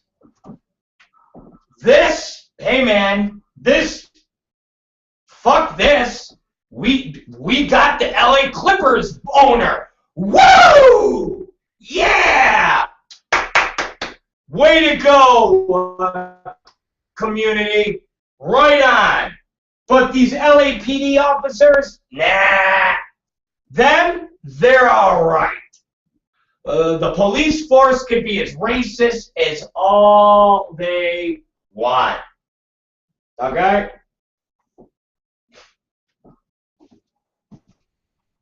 Come on. God, come on. And think about this, man. That Christopher Dorner, that officer that went on that killing spree, basically said he did that because he was fired over his race. Okay? And since that killing spree happened, 6 police officers are requesting that their cases be opened when they were fired, so they can try to get to what exactly is going on in the LA Police Department. So, LAPD, don't even worry about it. You could fucking use the word nigger. You could fucking send people birthday cakes with watermelon and chicken legs on it. That's no problem in Los Angeles. But if you're the owner of a basketball team and you're white and you're arguing with your half black, half Mexican girlfriend privately in your own home, and she's recording you, and you start fucking telling her you don't want her to be on Instagram with big dick black guys, that will create solidarity and unity amongst the entire fucking world. But being a police officer, you're allowed to be as racist as you want to be. That's fucking America for you. Like I said, it's pretty fucking ludicrous at the amount of outrage that was shown over something that basically should be shown for politicians, should be shown for police officers, and should be shown for people like Duck Dynasty, who never got fired. Never ever. The guy from Duck Dynasty says that picking cotton and the South was basically, the blacks were better off in the South when they were picking cotton than now when they collect welfare and all these entitlement programs. That's what the guy from Duck Dynasty said. Okay, once again, that is somebody. They have $1 million empire that's sold in corporations like Cracker Barrel and Barnes & Noble, and nobody said a word. You heard outrage for about 2 days. You didn't hear fucking Magic Johnson. You didn't hear Charles Barkley. You didn't hear nobody say anything more than, oh, that wasn't nice. And then everybody moved on. And the guy continues to make hundreds of millions of dollars. I think his show finished the season at like 8 million viewers or 7 million viewers. So 7 million people sit back and go, yeah, fuck them niggers and their welfare. They should be picking cotton. Oh, okay. But guess what? The world is now a better place because the LA Clippers owner is banned for life. Fuck. How does this just make any sense? How does this make any sense? And the LA Clippers owner has been like this for 30 years. He's owned the team since 1982. Everybody's known this.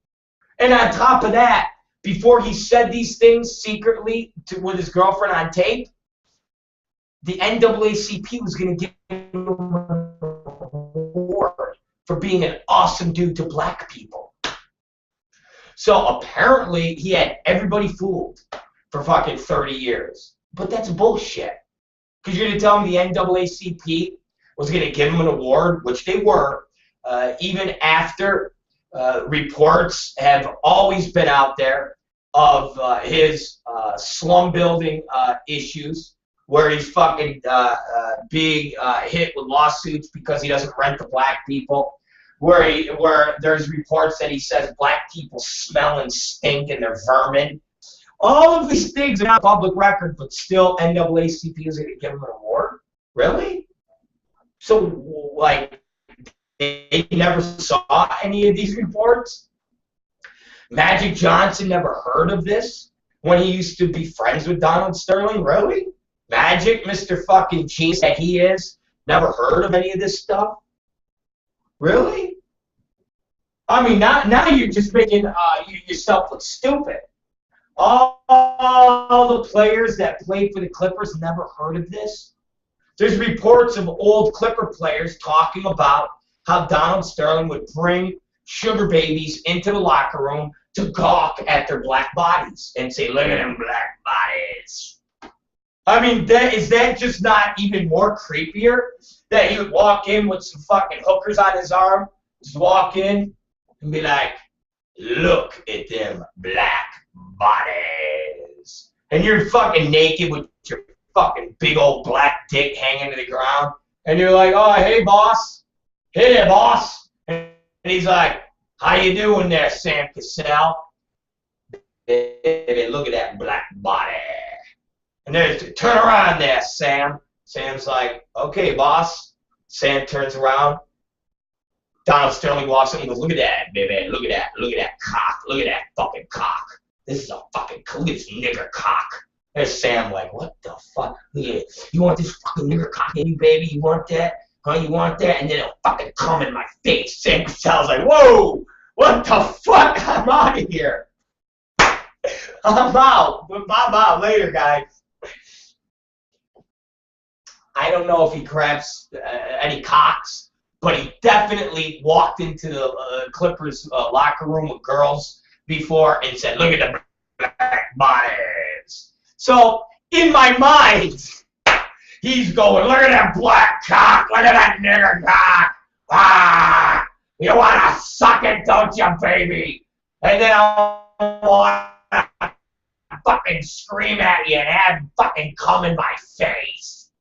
I'm a fucking old Jew cuckold. That's what I'm thinking.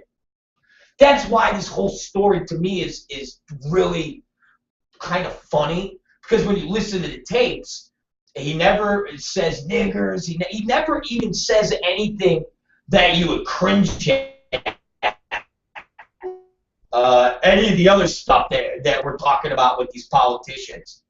And it's really just an old white Jew that is Richard arguing with his half-black, half-Mexican girlfriend about her love for big black cock.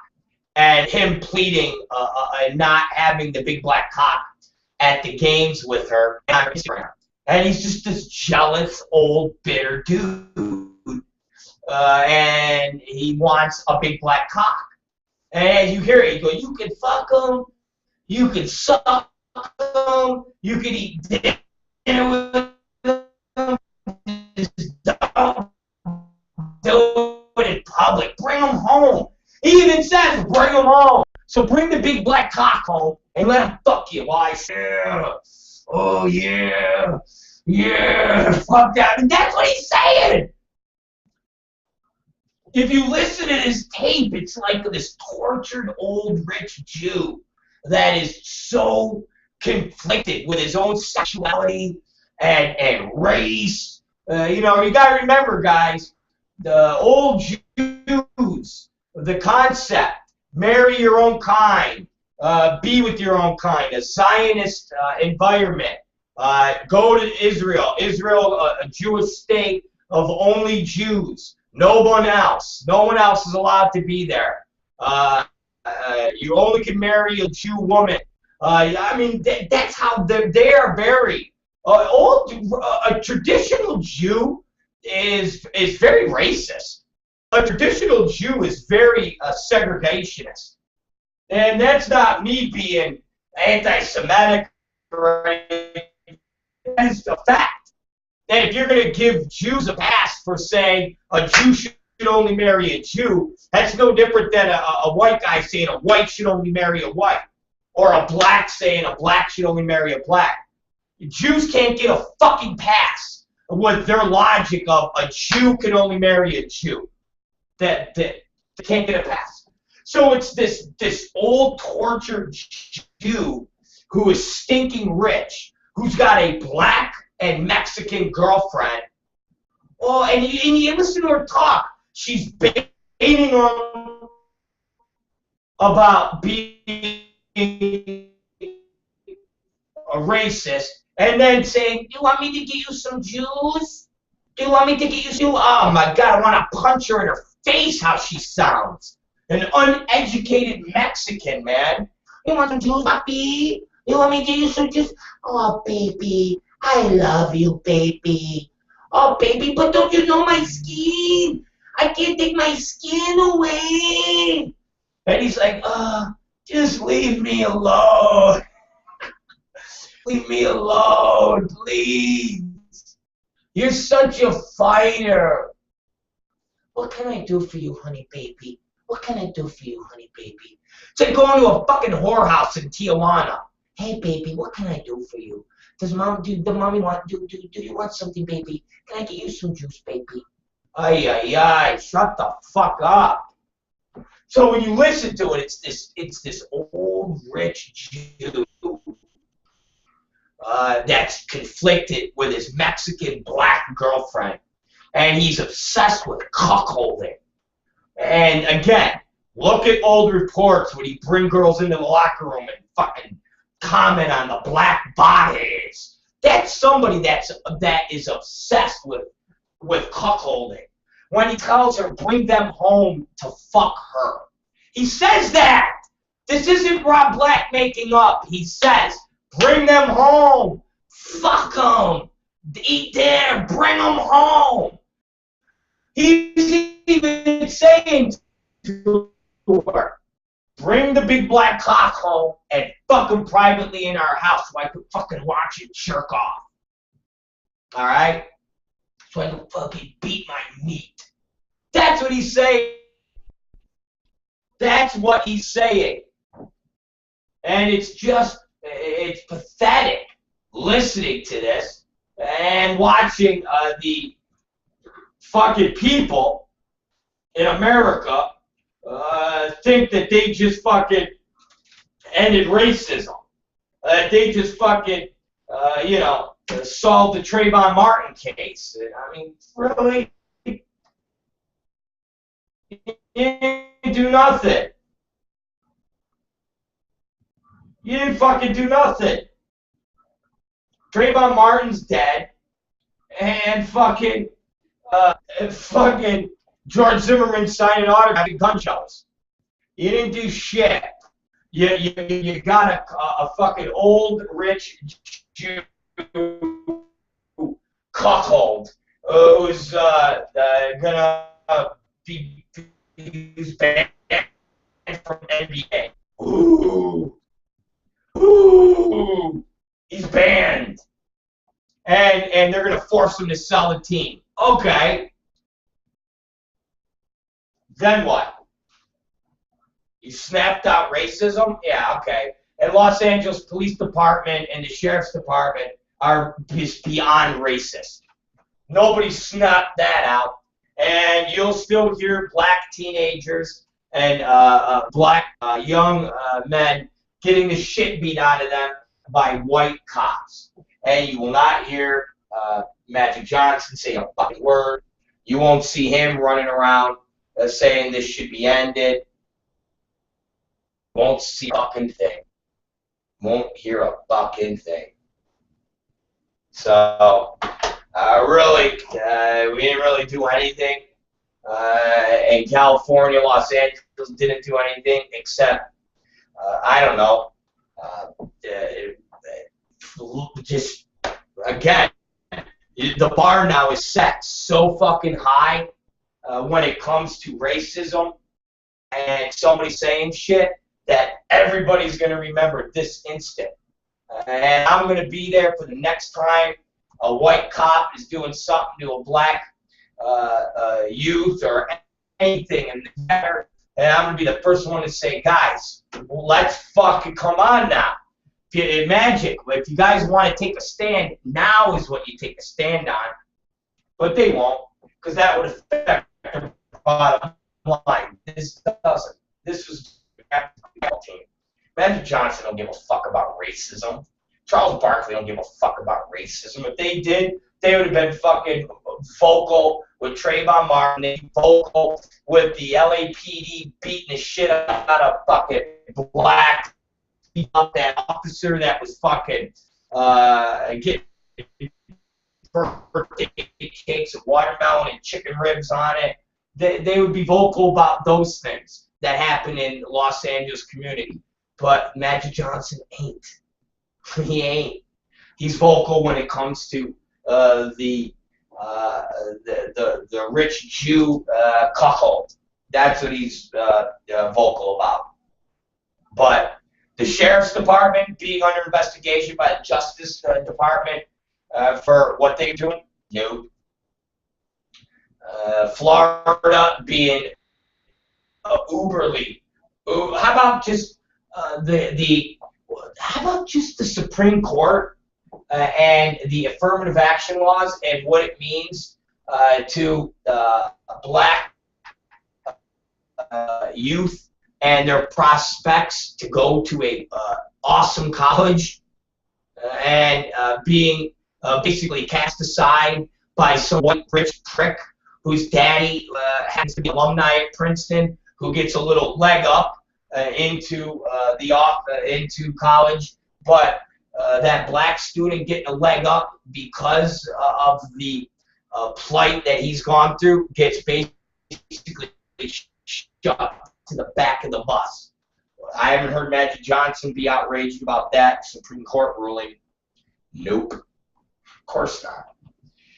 Because certain business people he's associated with would tell him to shut his fucking mouth. That's why. Because Magic Johnson ain't no fucking, he ain't no awesome dude. He really ain't. He's just somebody that fucking does what he's told by the man. That's it. That's it. As horrible as that is, that's all he does. Because I've given you instance after instance where there's been time that Magic Johnson could actually say something and do something, and he doesn't. But this is a time. And it wasn't 5 years ago, it wasn't 10 years ago. This Donald Sterling's been a scumbag for 30 years, and nobody said a word. That's bullshit. Be consistent, man. Okay? Be consistent. That's why President Obama wasn't fucking having a complete hissy fit, because this is bullshit to him. It's like, really, there was a guy that was going to run against me for being the president who, niggerhead, that's his fucking cabin called. And you guys are fucking talking about this asshole. He owns a basketball team. He's not trying to be the president. Can you imagine if you get a guy like Rick Santorum, who's talking about blacks just like welfare money, and Rick Perry. Rick Perry's going to run for office in 2016, guys. Rick Perry's gearing up to run again in 2016. So in 2016, you're going to have a guy that basically supports a Jim Crow, a separatist environment, and basically has a hunting lodge called Niggerhead. You're going to have that guy running for office. Yeah. Rick Perry should have been ousted from office, but he's not. He's the governor of Texas. So, how about that?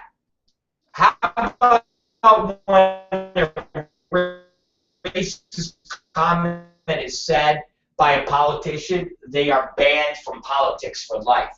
Can we get that? Can we get that vote? Of course not. Because that would actually be challenging, and that would actually make a difference in people's lives. Like I said, all this outrage over Donald Sterling ain't going to make a bit of difference in a black teenager's life that's in Florida. It ain't. Trayvon Martin, it wouldn't make a difference. The other black teen that got fucking shot up in the fucking truck, and then the guy went off and had a fucking pizza later. Not a fucking difference in their lives. Ain't a fucking difference in any of the black youth that are beaten on basis by the Los Angeles Department or discriminated against in the system in LA.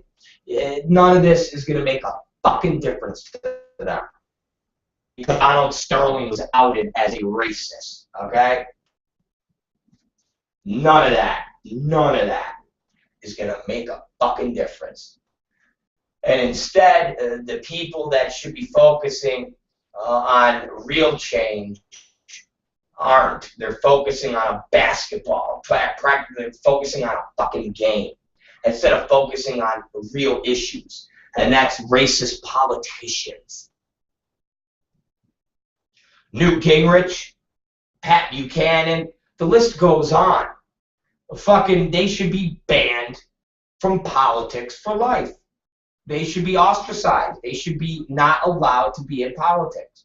They should not be allowed at political conventions. They shouldn't be allowed to be anywhere near policymakers, but they are. And what do you say to that? Nothing. So ROB Black Show. We're going to hit up Katie Summers right now. Okay? We are. Hit up. Okay? We are going to hit up the very beautiful, the very sexy. Okay? We're going to hit her up right now, so hold on.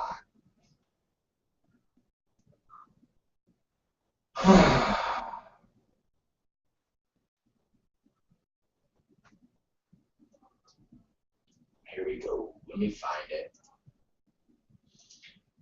I must be in the front row. Okay, out there. Hold on.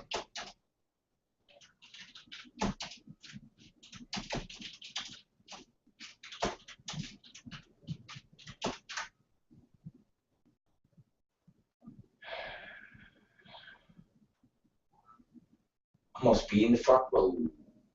All right, hold on.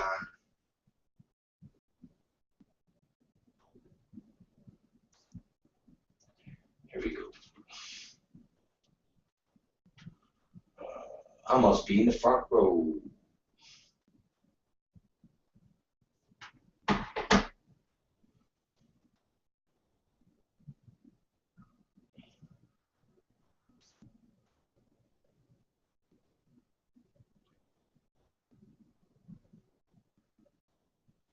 Hi, Katie Summer. Is this the beautiful, the talented, okay, and one and only, one and only, one and only, one and only Katie Summers? Nothing. I'm saying, is this the one and only, one and only, one and only, one and only Katie Summers? All right, ladies and gentlemen, here it is. This is the new la la la la la la la la that you can use. Take it away, Katie Summers.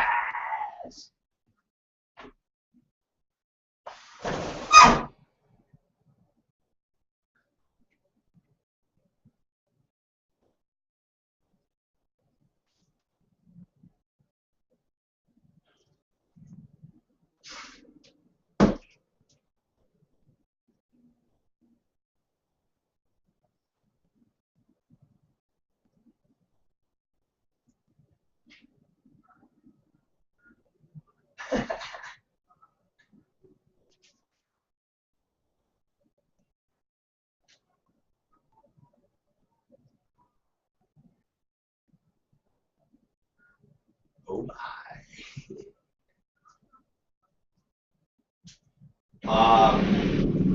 Hold on a second to turn off this computer. There. I'm saying that she weighs 500 pounds.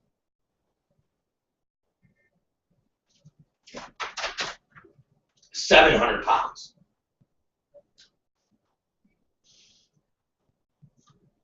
That is awesome. Wow. What does she do? Give me a story on her. And does she have a cute face? Because I only like them with a cute face.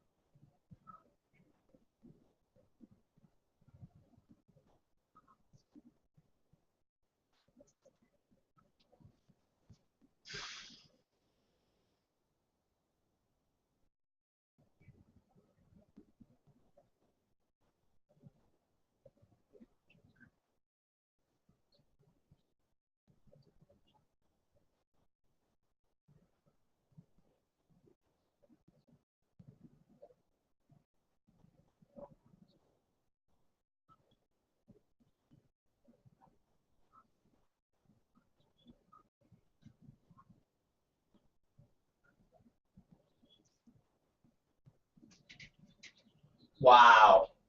Yeah, but you know, Summers, a girl that's 700 pounds is a little bit too. She's too fat for me. I don't want somebody that's 700 pounds.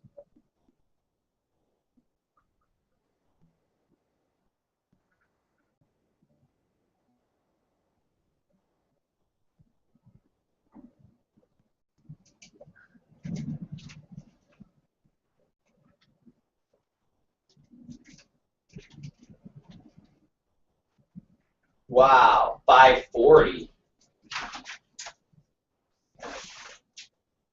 Yeah, fucking the window.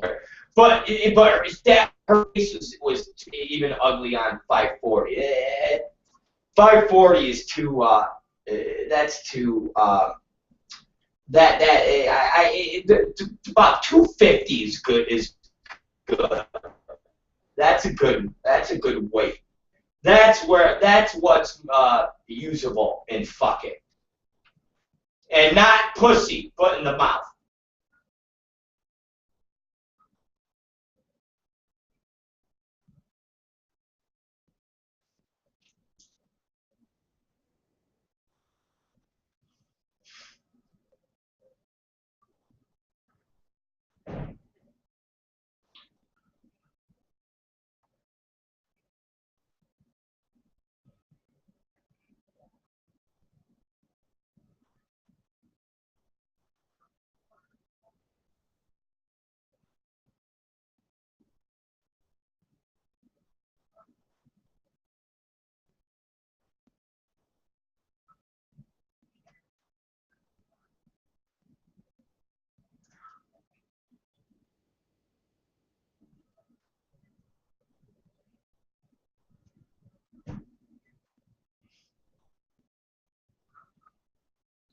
I'm digging it. I'm digging it. All right. Well, I don't know. I don't know what to I don't know what to say about that. You could donate to what's her at least say her Twitter thing or the campaign to donate the fat bitch money. Give her some fucking press. And is there a picture of her? Oh, Jesus Christ! All right.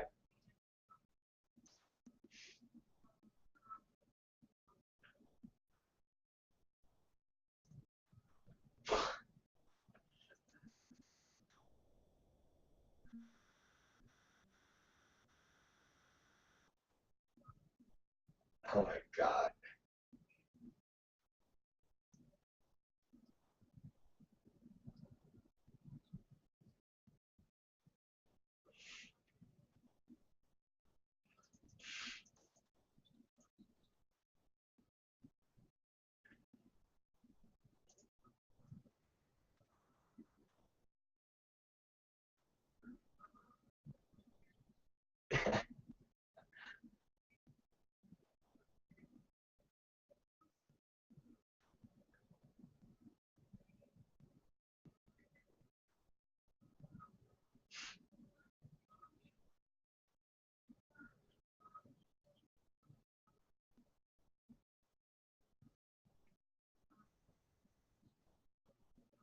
Oh, that's so funny. All right. Well, God bless her.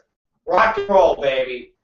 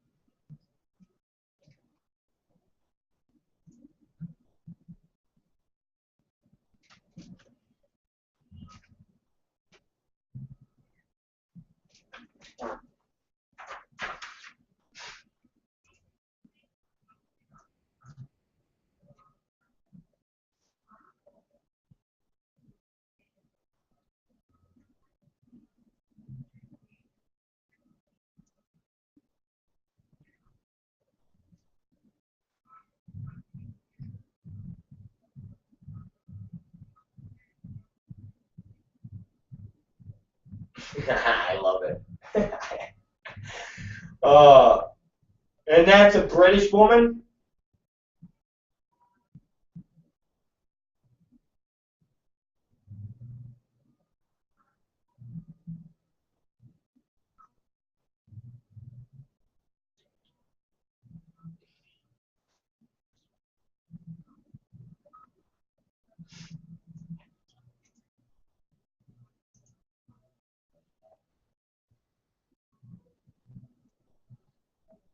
Oh, that's classic. Well, she's British. They get away with that.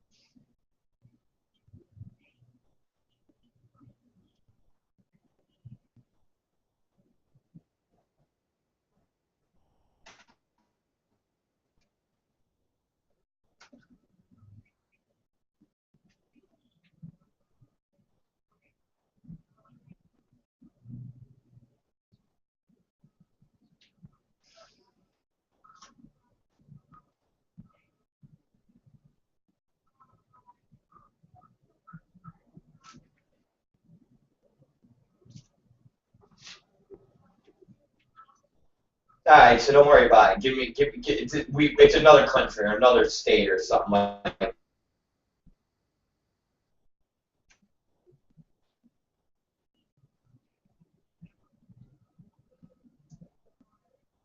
Oh no. I love it. Okay.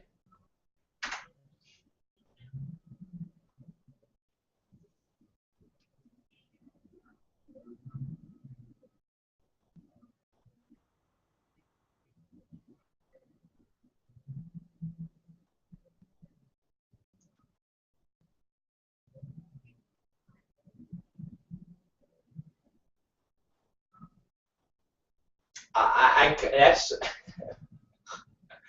what. Oh man.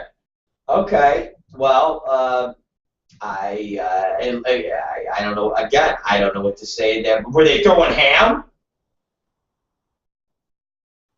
Oh well, then it's fine. Ham. If they're throwing ham, that's where you got to draw the line.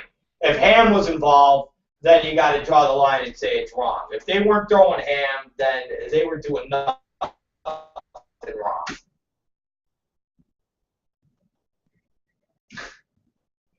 I think it's. What are you kidding me? Anytime you're throwing food, bitch is.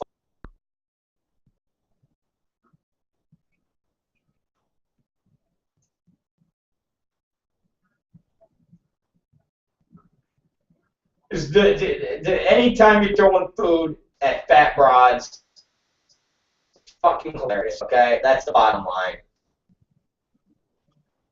Oh, nice burp. That don't worry, it's just me being.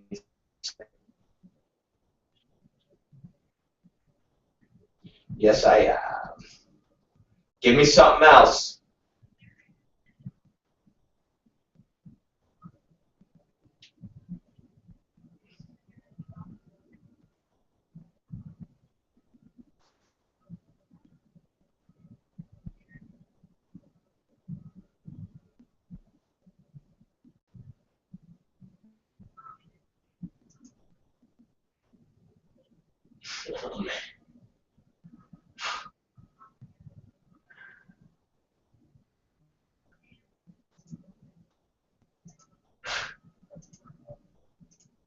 Yeah, Kandahar.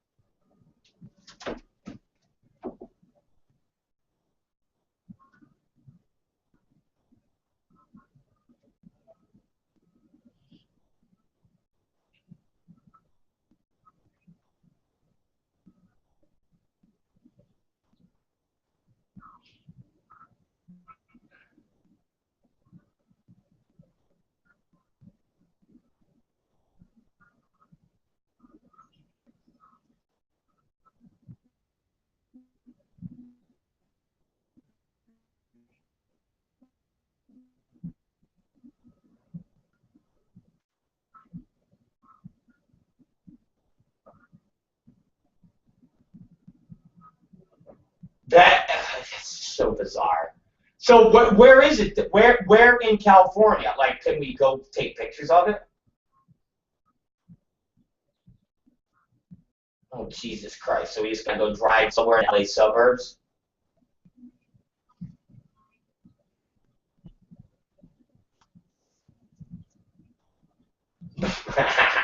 Well, why Armenian? Why not little, what is it? Little, the thing where the Iranians live. The little what the fuck is it called?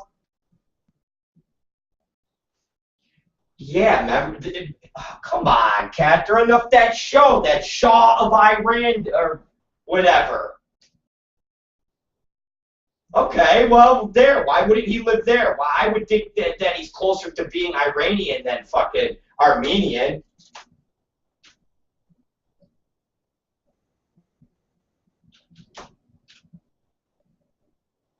Yeah, the Shaw, the whatever. What was it called? The sun? No, I remember it was the Sunset. Isn't it the Sunset of Shaw or something? Shaw. Yeah, I think that thing is in Sunset. It's out in that area.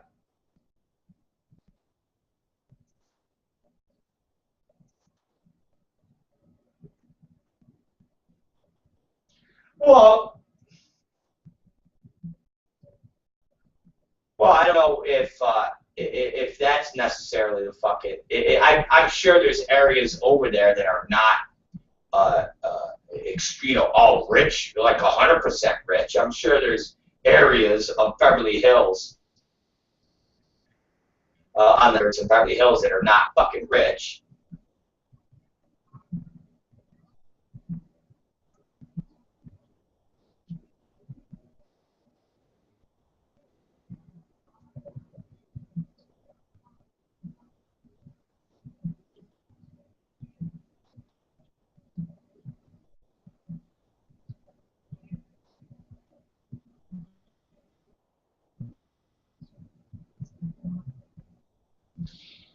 Driest place in LA. Oh, fuck. You would think the Valley's pretty fucking dry.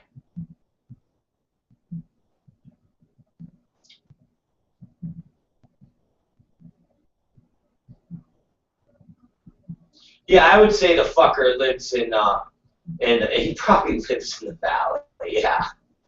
He probably does. He probably lives in the Valley. Fucking.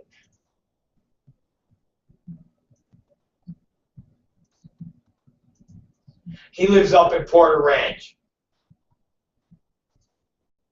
Hey, Gladio. Hello, Gladio. That would be fucking funny as fuck.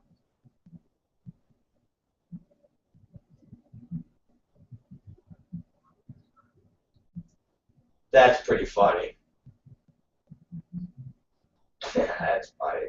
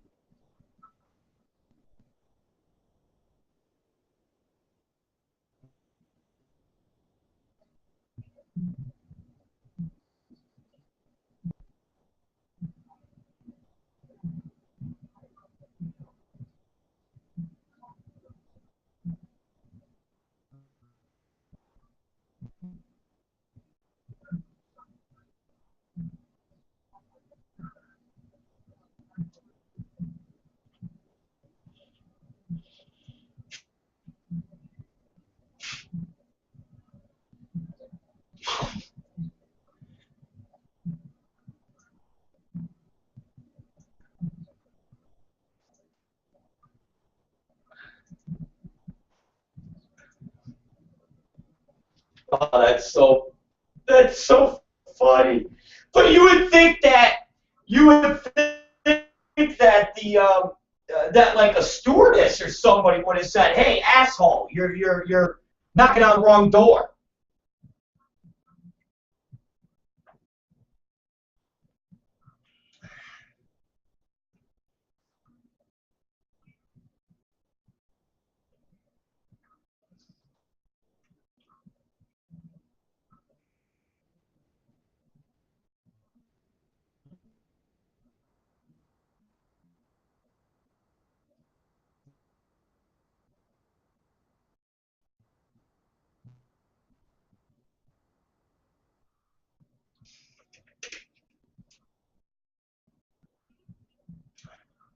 Yeah, that's just. I mean, like I said, you would think that when he's on the door, even one of the pilots would have said, "What is it? What do you want? What the fuck is going on?" And he says, "I gotta piss, motherfucker." And they're like, "This ain't the fucking bathroom, asshole."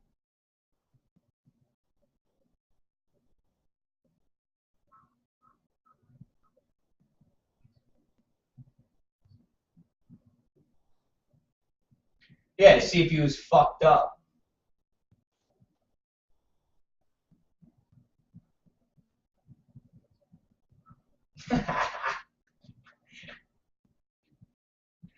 He was just fucked up.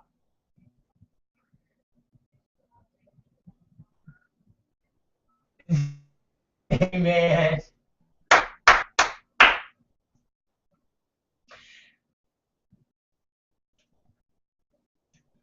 That, and you know what? I still don't. That's hilarious, but I don't get why nobody else. Like, where the fuck were the stewardesses with this guy? Oh Jesus! That it's a great story, and you wonder why the fuck nobody said anything to the guy. That was good, and like I said. It was definitely funny, and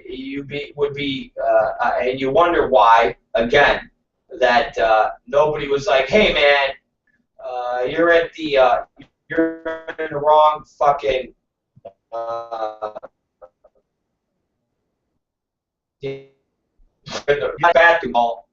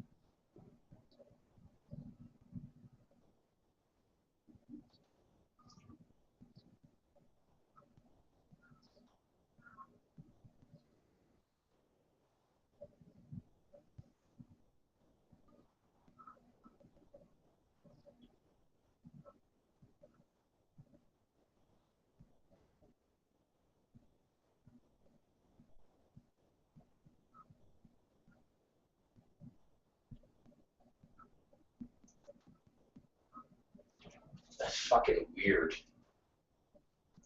It's a fucking exploded body. Why would how did this happen? I don't know. I don't know.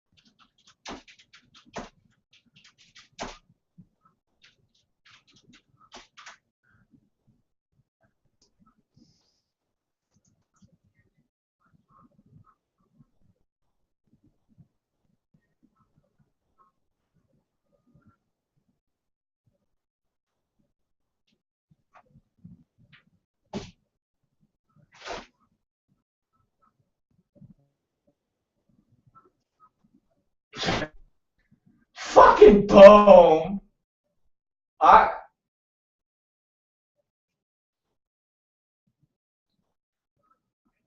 was just gonna fuck you. I was just gonna say that, asshole.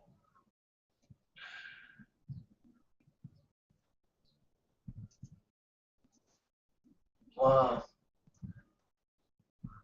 That's just bizarre. It's bizarre and creepy. And I hope I hope that doesn't happen to me.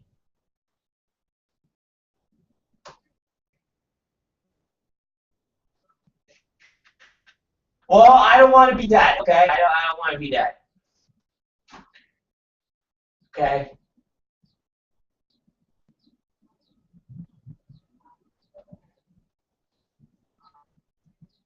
Oh, shit.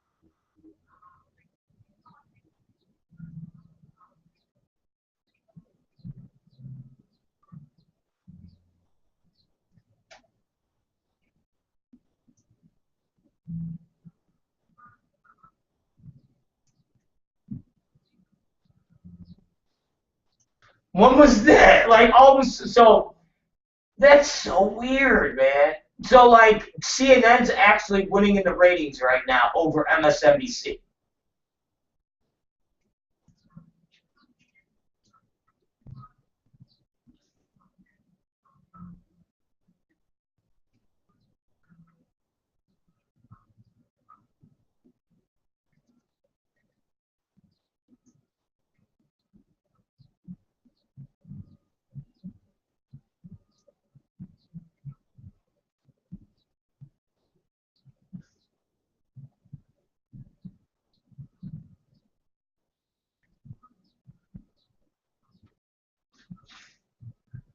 That's so fucking, so fucking funny. Wow. Man, that's so funny. All right, well, so it's just funny that Scarborough's actually saying that. You know, it's like weird. Uh, just weird that, you know, Scarborough would come out and be like, "Oh, I'll tell you that we lost. We're losing in our ratings because CNN is covering the airplane. So we're not going to do schlocky journalism. It's what a fucking pussy Scarborough is."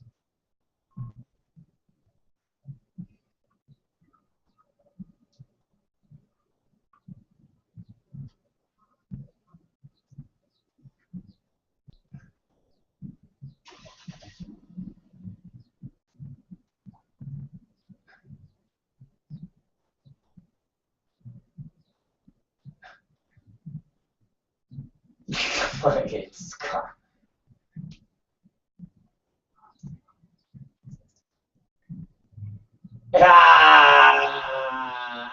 That's classic. That's classic.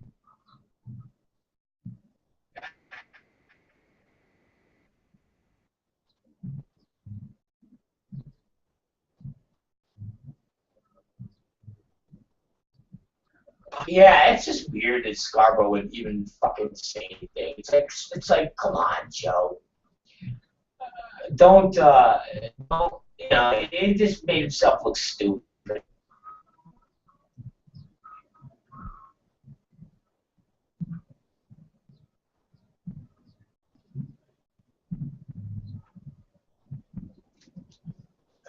Dog. I was guessing. I was just guessing.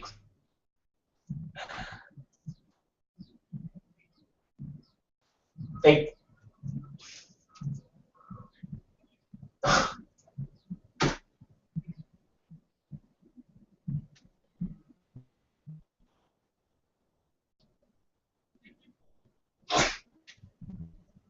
crazy.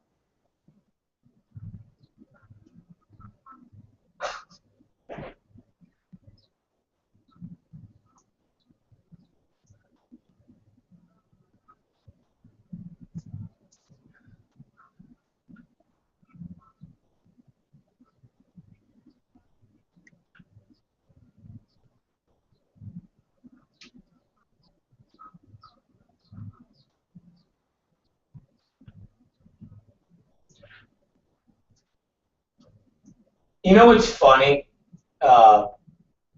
You know what's fucking hilarious is the fact that only in China, I mean, think about it. Only in China do they have to make a list of like 100 animals that you're not allowed to eat anymore. I mean, so like, who the fuck? That's just crazy that a country is like, all right, we got to make a list of all these animals that we're not going to let our people eat anymore. And they're like, all right, what's the first one? And everybody raises their dogs. Okay, dogs. What's the second one?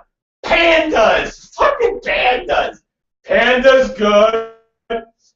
Like, who the fuck would look at a panda and go, you know what? We should eat that fucking thing. Only the fucking Chinese, man. Only the Chinese would have pandas on their list of things not to eat. Like, who looks at a panda and even contemplates that it would taste good? It doesn't. Listen, as cute as they are, let's take a panda being cute out of the conversation. They don't look like a good eat. You know, they just don't look like a good eat. They don't look like a good eat. There's just something about a panda that seems like to be something good to eat. But leave it to China. They're like dogs, cats, pandas, fucking giraffes, fucking monkeys. I'd love to see that full list of what Chinese people are not allowed to eat.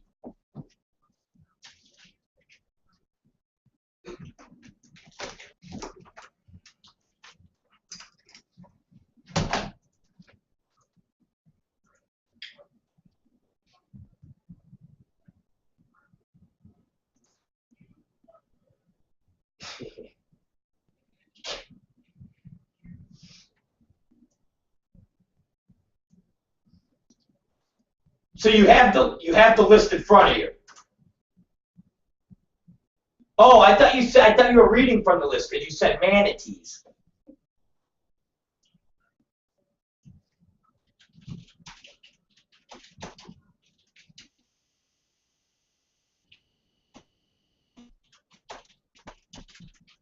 Let me see if I can find it. What animals did China? Okay, hold on. Let's see. Animals. Rare animals. Eating rare. China should have China's appetites. I just love that. Try to shield.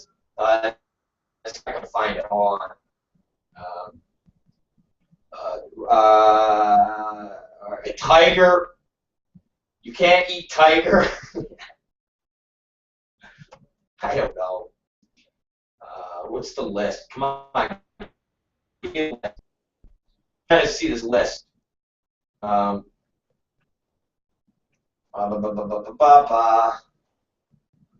on, give me a list. I'm trying to find the list. I'm finding the articles that you were reading from, but it's not like a huge list except for the thing that says, what animals did China ban from eating? That's what I typed in. China tightens law on eating rare animals. animals. Okay. We want to know what the fucking animals are, motherfucker. Dog is definitely one. Man, fucking, what is wrong with Chinese, man? Seriously, there they got the pandas. It shows the panda, like, you can't eat the panda. It's like who the fuck looks at a panda except if you're a chink?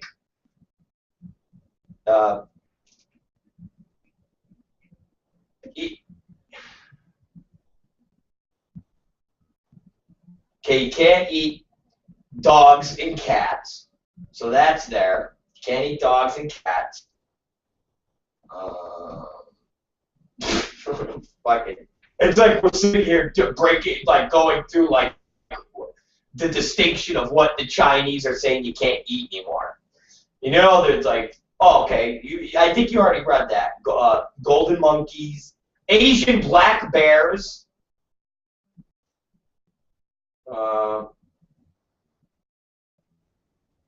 Yeah. Jesus Christ. Let's see. There's a blue whale. Can't eat blue whales. Who the fuck would eat a blue whale?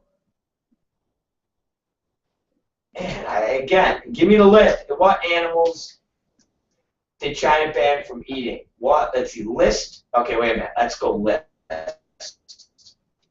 List. I'm just gonna try this and then we'll move on, just in case, because it might be a funny bit if we can find the list.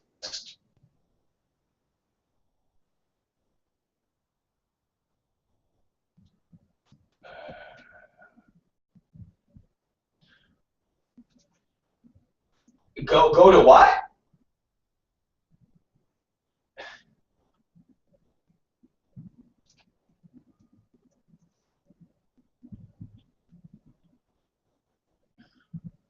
Black bear. What the fuck is this? Bears, pangolias threatened by illegal hunting. I don't want to see people eating shit here. It doesn't say nothing, and I'm not gonna fucking keep searching. All right, fuck it. We'll later figure out the eating of the whatever they are. So go ahead, give us another story, because I can't find it. It just keeps showing the same crap, and we're gonna keep talking about pangoliers and fucking pandas, which I like, and that's a good story. But I want to know like the list of all the other animals you're not allowed to eat. So, but we can't. That is our mission, to find the animals that you're not supposed to eat.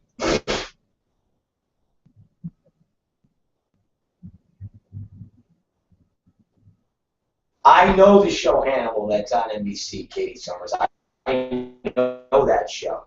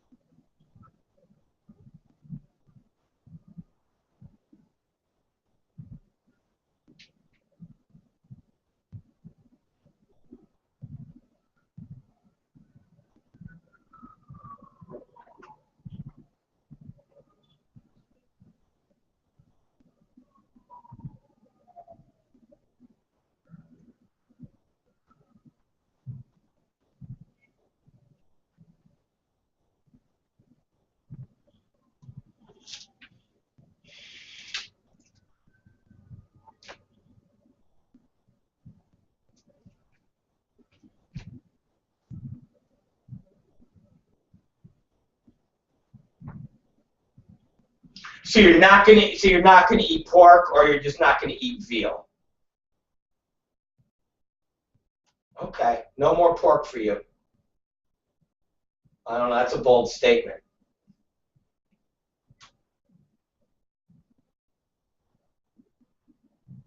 But did you like that veal I gave you that one night?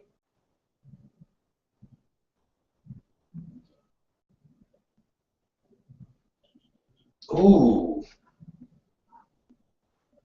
You think so? Kind of like this movie. If you want, look it up. This movie. It's called Motel Hell, where they cook humans, and they have a sausage factory where they use humans as the sausage and they serve humans as the Motel Hell food.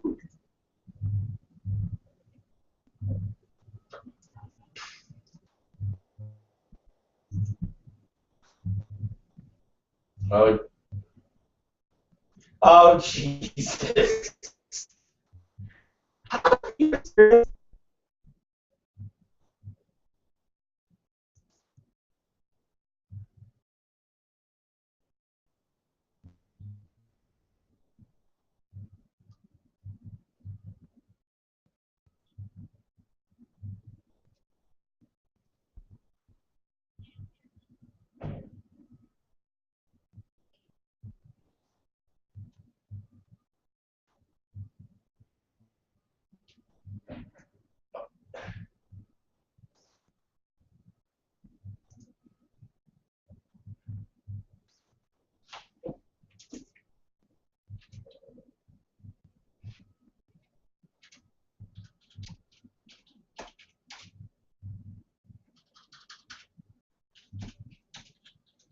Oh, I don't know.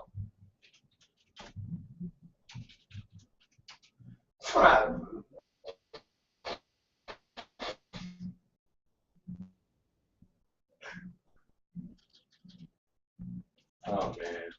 All right.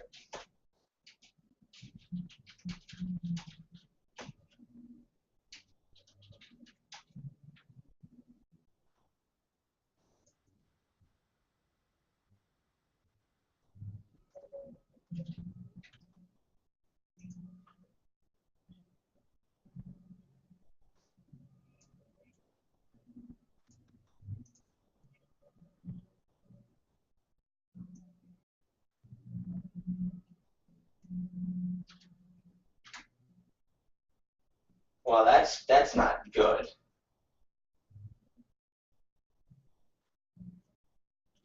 Wow. Oh, that's kind of sucky. I mean, not sucky that he's in jail. I'm saying it's sucky that he, killing kids and having sex with them and that. I mean, that's pretty shitty. That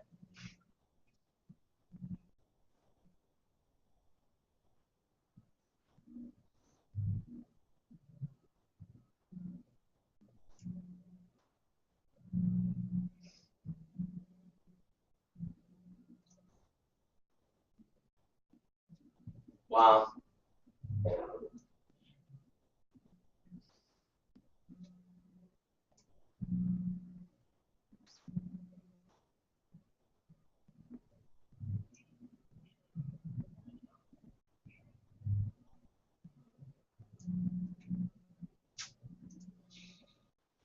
Oh, man. Wow. That's a long fucking time.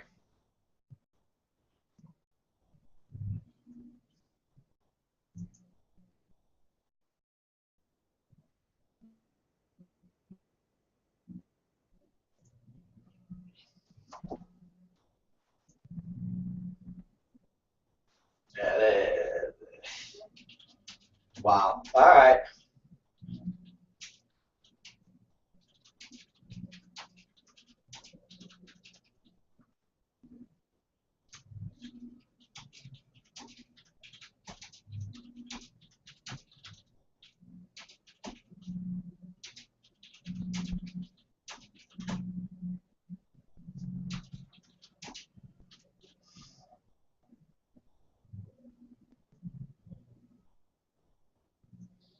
Well, say what it is again. Say the exact address. Say the whole information.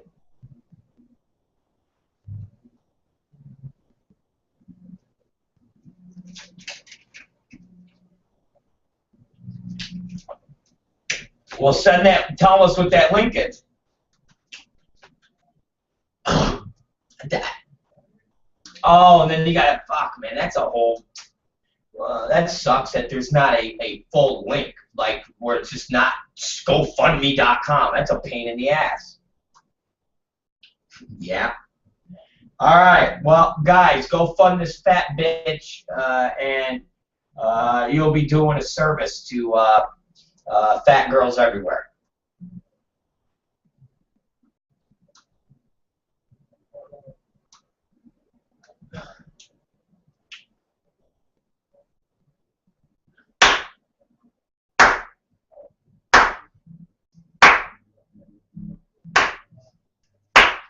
Ooh, I like that. That's pretty good.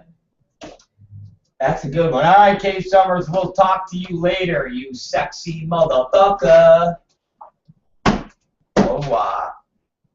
All right, ladies and gentlemen, that was it for Kay Summers. A sexy motherfucker. Yes, Kay Summers, sexy motherfucker. And that's it. That's the show.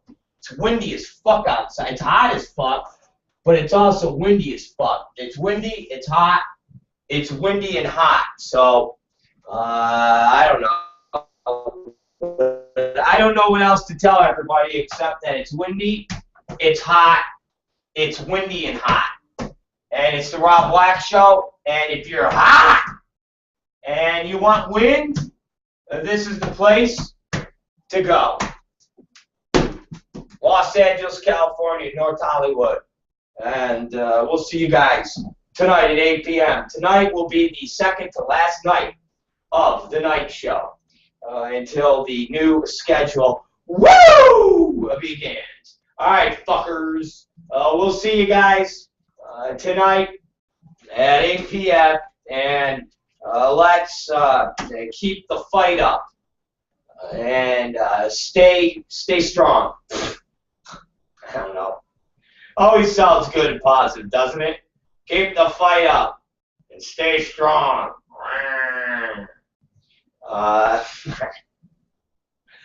And keep the fight up and stay strong. All right. Oh, God. All right, guys. I'll see you guys. And you guys all rule. You guys do. You guys rule. You guys are the best. There is nobody better than you all. And we'll see you tonight. Talk to you later. Goodbye. Take me a little angel of death. Can I have a little angel of death? Can I have a little angel of death? Can I have a little angel of death? Let's have a little angel of death. All right, here it is. Angel of death.